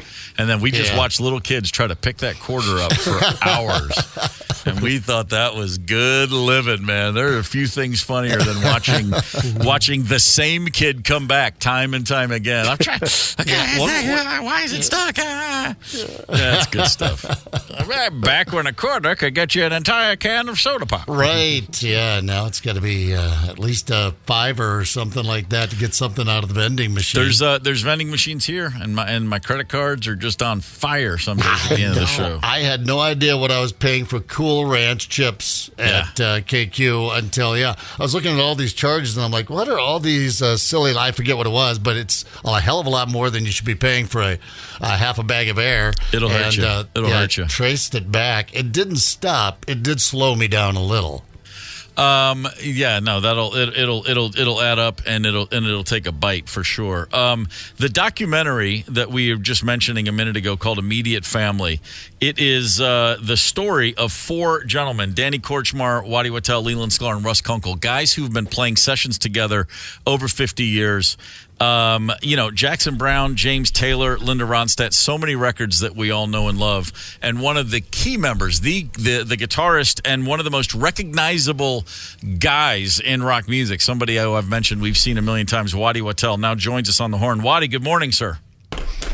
Good morning, Steve. How's it going? It's going really good, and I'm very happy to talk with you, my man. The documentary Immediate Family, this is a long time coming because you guys have been doing this forever at this point. Does it feel that way? It's been, like you said, a long time coming is a good way to put it. We've been in each other's lives since the mid-'70s, so it's been quite a ride together. It's an incredible discography. I mean, what you guys have all done individually is mind-boggling. What you've done when all four of you are in the room together is astounding. I mean, it's funny because growing up as a kid, I assume, like most kids, your first thought was, I want to be in a band. And while you guys aren't, quote, a band like the Stones or the Beatles, you've done far more than any band that could ever hope to get done in a day in terms of number of sessions and the number of iconic songs you've been a part of. We've been blessed to have played for so many incredible artists, and it's been a wild journey. I moved to L.A. in, quote-unquote, the band I was going to make it with. Mm-hmm. And when I got there, we were up against quite a bit of competition and quite a bit of struggle, and the next thing you know, bands are a fragile existence, and they can start to fall apart for a number of reasons. And I started to meet studio musicians. I started to meet session players, and I observed a bunch of sessions and records being made, and I started thinking, gee, I could do that. I think I could do this. I've been playing my whole life. Mm-hmm. I could handle doing this. And next thing I know, I started getting hired to do such a thing, and it worked out very well. My ear is very quick, so I was able to add to a song. Right. That's what happens. That's what you get hired to do, is to try to bring something to a song. And I was able to do that, and the more I did it, the more I got hired. And next thing I know, I met Leland Sklar. And after that, I met Russell Kunkel. And then all of a sudden, Lou Adler hired me to play on a record. And then I met Danny Korchmar, and there's the four of us playing together in the 70s. And we loved each other.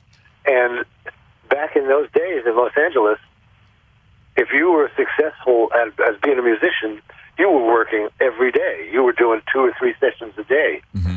And that's how it was. It was a very busy time. And in the morning, I'd be on a record date with Leland. Then I'd drive to the next session, and there'd be Russell. And then the next day, there'd be Lee and Russ, and then there'd be Danny, and then it was just incredible.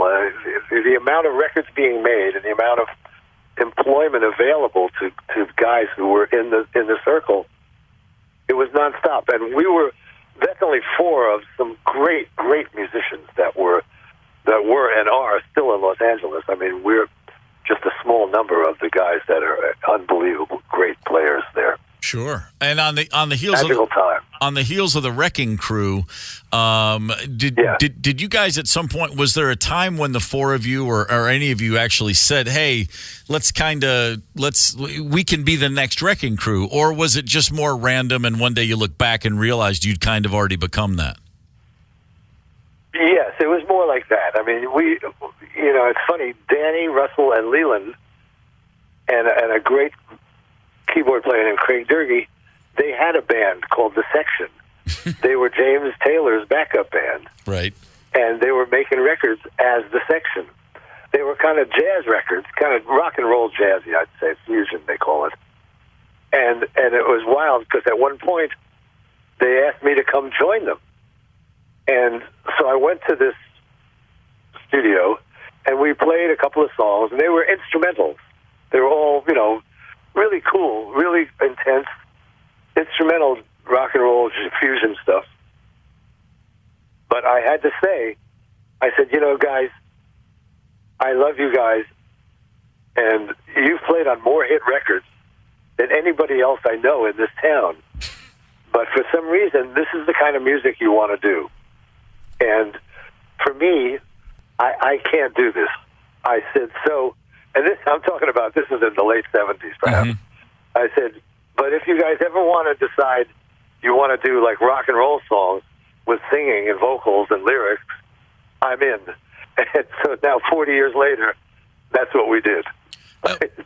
It took a little while, but we got it together. Yeah, some songs come together in a day, and some come together over 40 years. Every song, absolutely. Everybody's got their own path in this whole game. So, So, do you remember by any chance the first session that the four of you played together? You guys probably all think it's a different one. No. I can tell you exactly what it was. It was for Tim Curry. Remember Tim? Yeah, of course. Yeah, Rocky Horror Picture Show. Yeah. So Lou Adler called me. His office called me and said, "We want you to come to play on this record for Tim Curry." And I went, "Oh, great!" And I show up, and I had already met Leland. I had already met Russell, but I was yet to meet Danny. And I kept going, "Who is this guy Cooch? And why is he getting all this work?" I was a new boy in town, but I was getting around. And I show up to the date, and there's Danny. And we instantly became brothers. And so that was the first time the four of us played together. It was David Foster. It was David Foster who brought me in on the date. He told Lou Adler, "You need to bring this guy into the records." So David was responsible for me. And that was the first time Lee, Russ, Danny, and I played together. Waddy Wattell is with us on the KQ Morning Show. The documentary Immediate Family is on all major streaming platforms. The new album and single of the same name, Skin in the Game, is out February 16th. Waddy, on Thanksgiving Day 1988, I and the rest of my members of a local band in Atlanta, Georgia, could not care less about the turkey and the stuffing. We were excited because that night we went to the Fox Theater to see the opening night of the Keith Richards and the Expensive Winos tour. Oh, how great. You were there for that? That's fantastic. Front row of the balcony at the Fox. It was one of the most mind-blowing gigs ever. How did your association with Keith come about? I met Keith. That's amazing you were there. I'm so happy to know you were there, man. That was quite a monumental evening. So, hey, listen, man, I still remember the house lights coming up and you guys all on stage, but in a circle in front of the kit, like rolling dice or a game of dominoes, or maybe you're throwing a game of cards. We were having a cigarette and having a drink. Yeah, it was just in a circle. It was funny because, there's 5,000 people going, "Hey, you guys know we're here, right? What are you doing?" But it was a great moment. And then you stood up, everybody took their places, and you kicked into "Shouldn't Take It So Hard," and the roof blew off the joint. That's great. I'm so glad you were there for that, man. It was fantastic. I met Keith when I was on the road, and we went to Europe. And it's funny because I had met Mick and Woody before we went to Europe. They came to our Los Angeles amphitheater gig. So I met those guys. And then we went to England, and we're playing at a theater called the Old Vic. And we did our show. And after the show, I come downstairs, and there's Keith Richards standing there next to Peter Asher. And I just was like, "Oh, my God, look at this." And I walked over, and I went, "A Rolling Stone. How lovely." And we met, and I said, "Hey, we're about the same height. I like that." And he goes, "Yeah, nice to meet you, man." And we became friends instantly. And we spent the next 3 days hanging out at Keith's house in London, listening to music, just having a great time, just going through records like crazy, talking about music, playing a little bit. Spent a lot of hours together.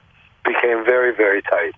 And over the years, I'd see him now and then. When he came to Los Angeles, we would always get together. And all of a sudden, one day, I got a phone call from an attorney saying, an English guy, saying, "Hello, Waddy, I'm such and such. I represent," and he's trying to find you. And I said, well, you found me. Mm-hmm. Why don't you give him my number? And he goes, oh, very, very funny. Very funny. So would you call him at Larrabee Studios, please? He wants to talk to you. Right. I said, sure, of course. So I called over, and he goes, Watts, Keith, I'm putting a band together, and you're in it. It was just like that. Yeah. You're the other guitar player, man. And I said, okay, I'm ready. That's fantastic. I love you. Let's go. Yeah. And that's how that came about. That's a pretty great phone call. No matter what you've done, no matter what you still have to do, when Keith calls and says, you're in my band, that's got to feel pretty good. Yeah, it was pretty unbelievable. That's pretty unbelievable. Waddy, I know you got to bounce. I got to ask you one thing real quick. Of all the sessions you've done, you played on so many records, just one of many, I'm sure, but what's one where you guys played the song and looked at each other and said, like, oh, that's a hit. Like, that's, I mean, you know, between Linda Ronstadt and Stevie Nicks and Zevon and Jackson Browne, just give me one where you looked at each other and went, oh, yeah, that's massive. Well, I'll name one for you. I was lucky enough to be involved in the record by Kim Carnes, Betty Davis Eyes. Wow. And okay. Everything on that record is live. Mm-hmm. Kim's vocal is live.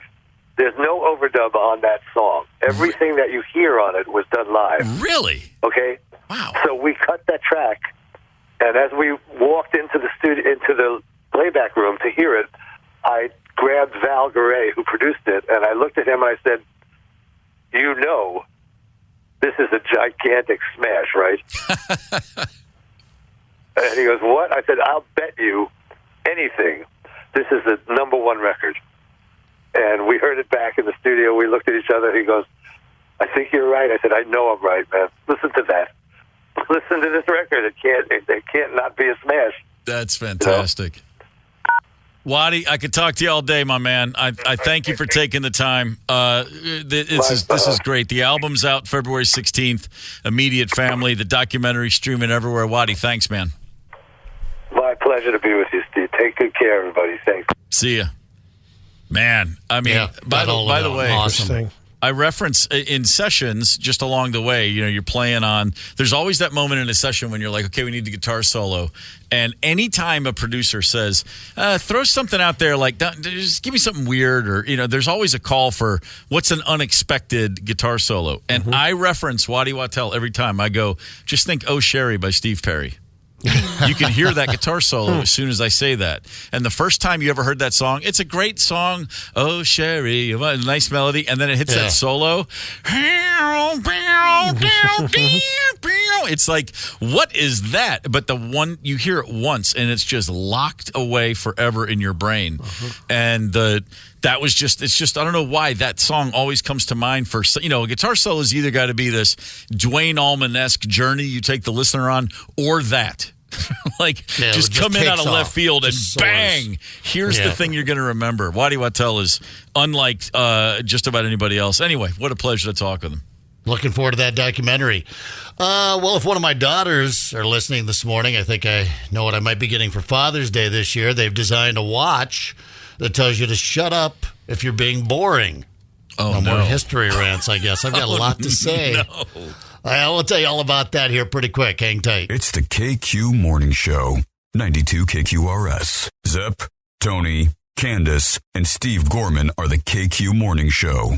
92 KQRS. I'm Steve Gorman. This is the KQ Morning Show for Thursday, February the 6th. It's been a heck of a day around here.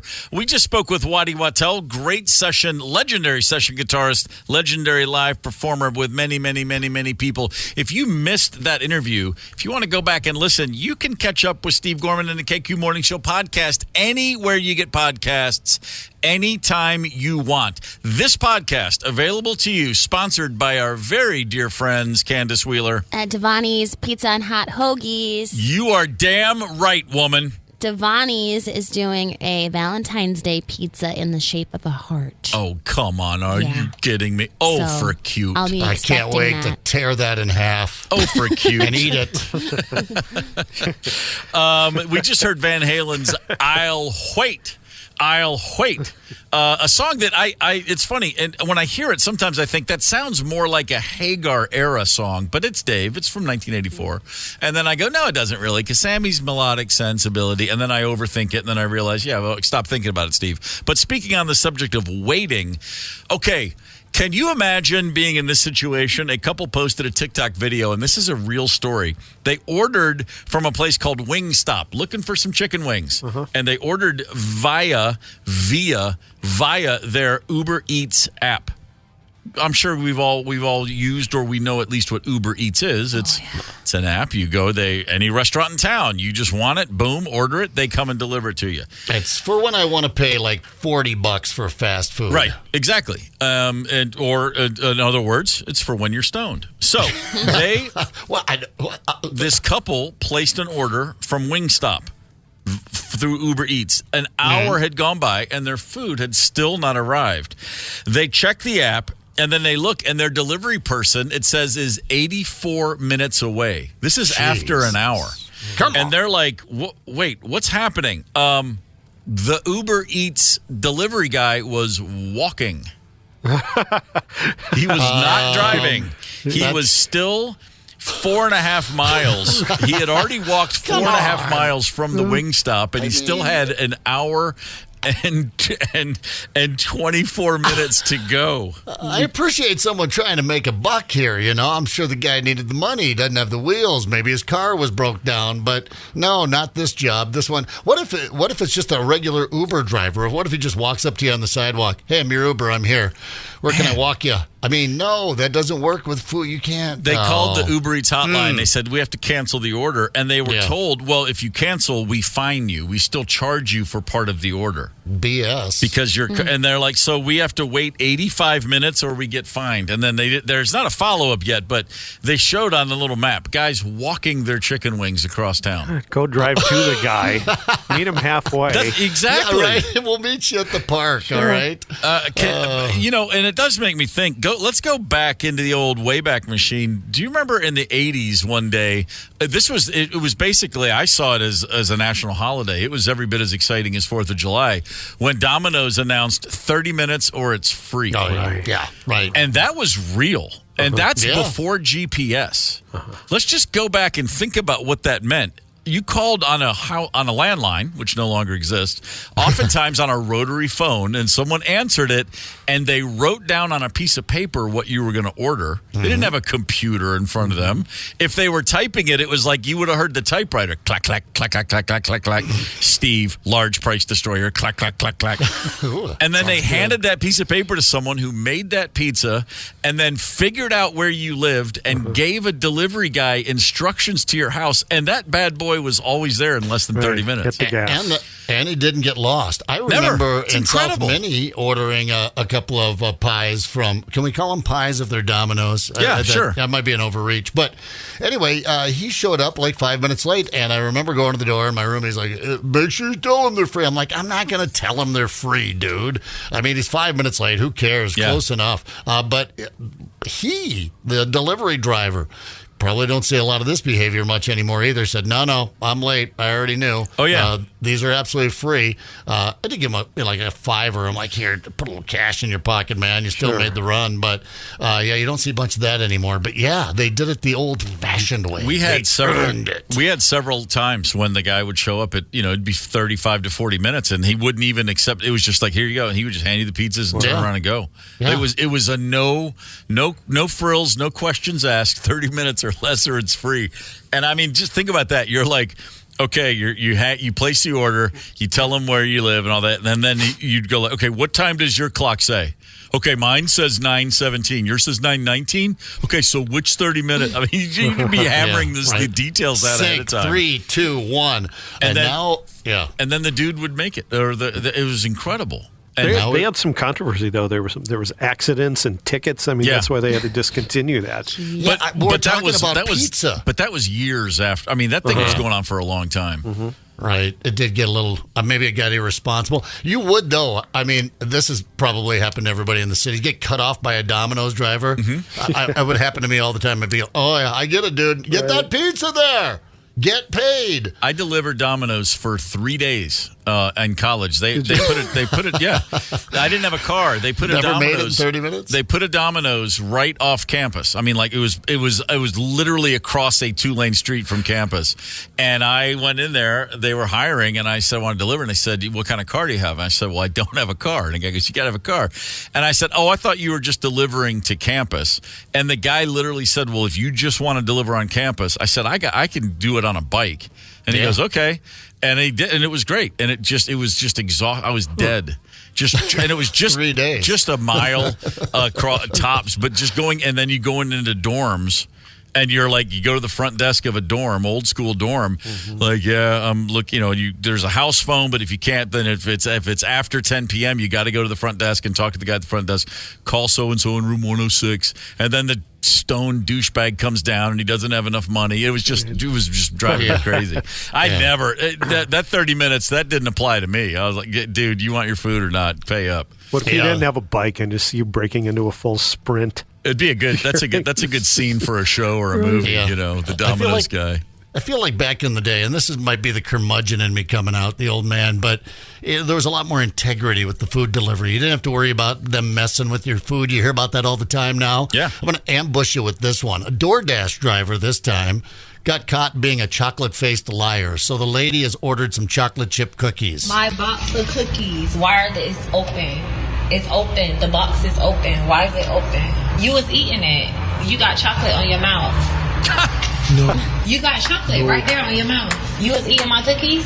Yeah. You was eating them. It's open. Open. I'm reporting you to DoorDash. Yeah, there might have been a bit of a language barrier there. He looked pretty stupid, but he had chocolate chip cookies all over his face. It's like, it's all over your face. No, I didn't. It's literally all over your face. We had the boxes open. At the old Gorman household, because there were so damn many of us, we had the spare fridge and freezer in the basement. Yes. Just, the bulk, pre-Costco, the bulk purchases that Imelda was working. And my brother and I were down there in the downstairs freezer, and we found blueberries that had just been purchased. And my mom used to make jam, strawberry jam and blueberry stuff. And she had just gotten a ton of blueberries fresh, and they weren't frozen yet. And we were like, oh, man. I mean, who knows? She was probably going to wait 3 months to use them for something. She had a real stringent planner on a shoestring budget. And Doug and I just crush a couple of those containers of blueberries.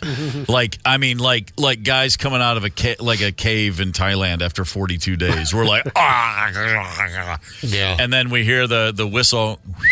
That's the Gorman whistle. Bedtime, and we just run upstairs to say goodnight. We walk into the den, and this is a true thing. Every night of my life as a child, every night, time for bed, you walk in, my parents are in the den, and you say goodnight and give them both a kiss. Good night, son. Yeah. Good night. I mean, it was like a line. You just had to. You didn't poke your head in and go, I'm going to bed. You walked in, bend over, kiss goodnight, love you. That's it. Every night. Mm-hmm.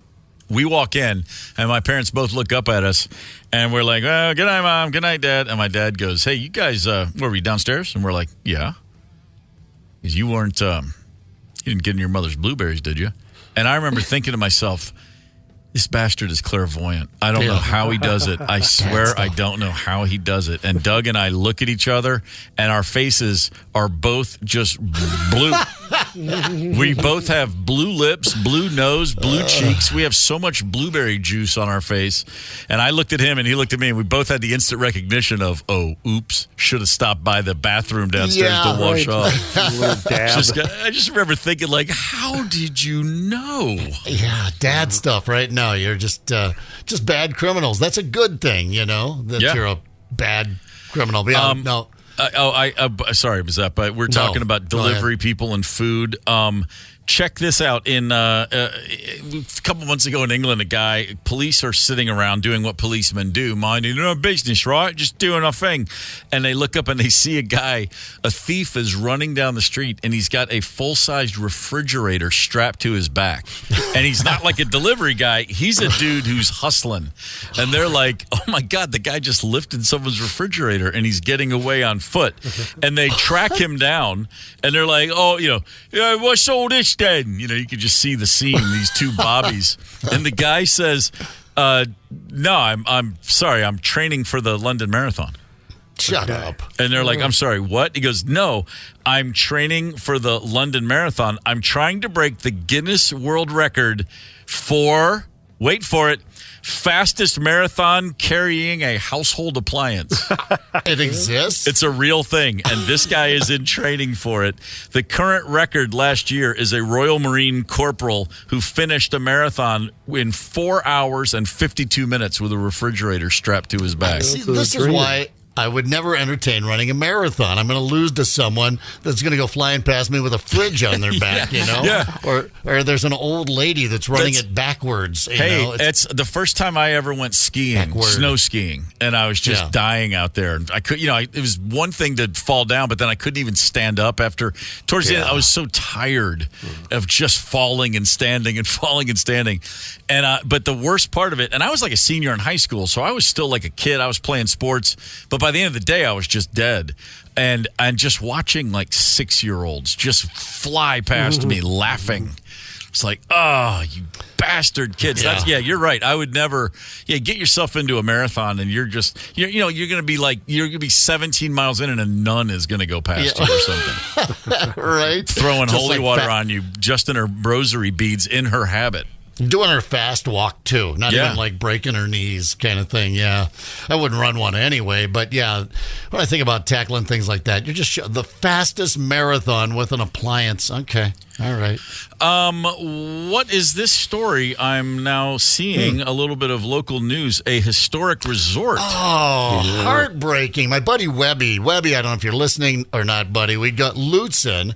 And, of course, they've had a couple of fires over the years. Last year, they lost Papa Charlie's, one of the great music venues of northern Minnesota. Great party spot there at Lutzen. Speaking of skiing, Steve, I'm sure you probably have. You've been up the North Shore. If you go all the way up about 20 miles shy of Grand Marais, right up there at the tippy top along the North Shore, you come across this magical ski area, Lutzen. And it is 3 mountains. These are Minnesota mountains, of course. It's a fun, great spot where you get a bit of, well, maybe not out west feel, but certainly back east feel of skiing. Gotcha. It's just a phenomenal spot. It's been just a staple up there for decades, longer than we've probably been alive. Jim Vick, a good friend of mine up there, runs it. And now they've lost the main chalet, which are pretty much the two staples, the two big buildings up there that have stood the test of time. Man, it's terrible. And another fire. Jim, do you got sprinklers up there? How's the fire code? What's going on? That's 2 big buildings now. That's tough. The Lutzen Resort, the main lodge, just before 12:30 a.m., smoke coming from the floor in the lobby area of the lounge. Sheriff's office said the building was completely engulfed in flames. Thankfully, no injuries reported, but this is apparently a total loss to the lodge building. Fires in 49, 51, and 2024 now. Wow. Wow. It's not just a fire. It's destroyed. Yeah, destroyed. And I'm not, I mean, I can hear some of my friends now. This is something I would never see. I really wouldn't suggest this, but, there are some people out there that, it's time to rebuild. They wanted to make it bigger and better. And there were a lot of, purists out there saying, no, just leave it like it is. So maybe the worry is that it will lose its Lutzen feel now. And they're going to put in these big, monstrous condos and chalets up there and that sort of thing with these fires. And like I said, they lost Papa Charlie's was not only, that was also the building for their offices. So except for the condos and some of the housing around there, it's primarily those 2 buildings, and they've now both burned down in the last couple of years. And I would say this to my friend because another friend was just texting me, sounds like, an insurance. No. First of all, why would you do it in the winter? Right in the middle of your money-making season. You'd tough. Light that sucker up in the spring and bring some marshmallows. But that's certainly not the case here. And glad no one's hurt, but a lot of people, a lot of families now not going to be skiing up there. But, there's not a lot of livelihood around Lutzen. So they have a hell of a lot of employees that depend on that place, and that's tough. It's a real drag. I might have to go freeze my balls just to feel better. I'm sorry, I told you about the genital freezing, right? What? The new spa treatment. Oh, didn't I mention this? I thought maybe you were just out ice fishing in your skivvies or something. No, a lot of spas now offering a blast of liquid nitrogen to your to the twins. Specifically? Right there. Just blast your junk with liquid nitrogen.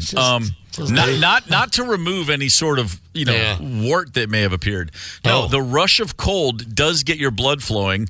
It actually ends up turning you on a little bit more. But your brain responds to the cold by boosting the collagen levels down there, and that, of course, makes your junk look a little tighter and fresher, and younger.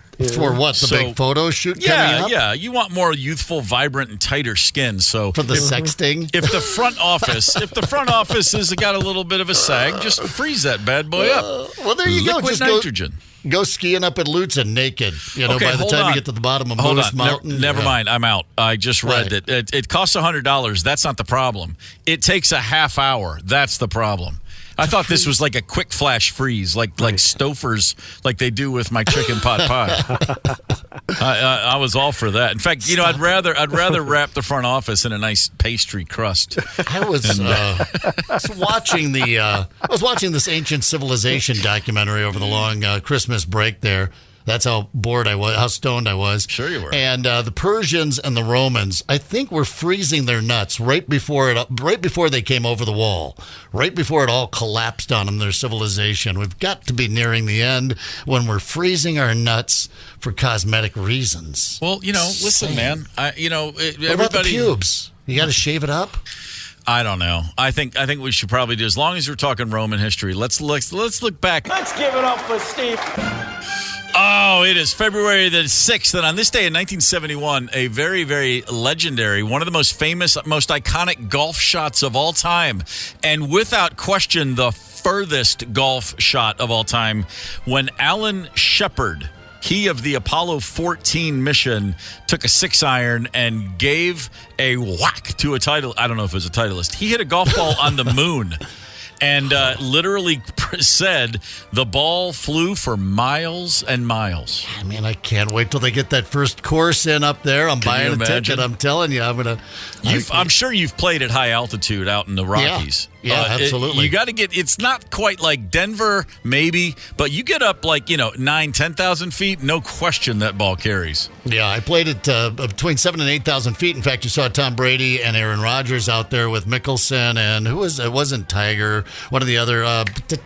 Anyway, they did one of their matches out there. Yeah, it's a Big Sky Golf Course, and I was out there for that one. And you get a little carry. I mean, if you can really stroke it, But yeah, nothing like the moon, man. I played a festival out in Telluride and played a round of golf up there, and there was one hole, and it was like a 620-yard hole that went straight down the side of the mountain. So of course everyone you just pull out the driver and swing with everything you have. And I would be lying if I said it was my first ball in that hole, but my second, I just caught it pure, and it felt like it flew for 46 minutes. I was like, man, that's good living right there. And then I, grabbed my oxygen tank and took a big hit and walked on down the hill.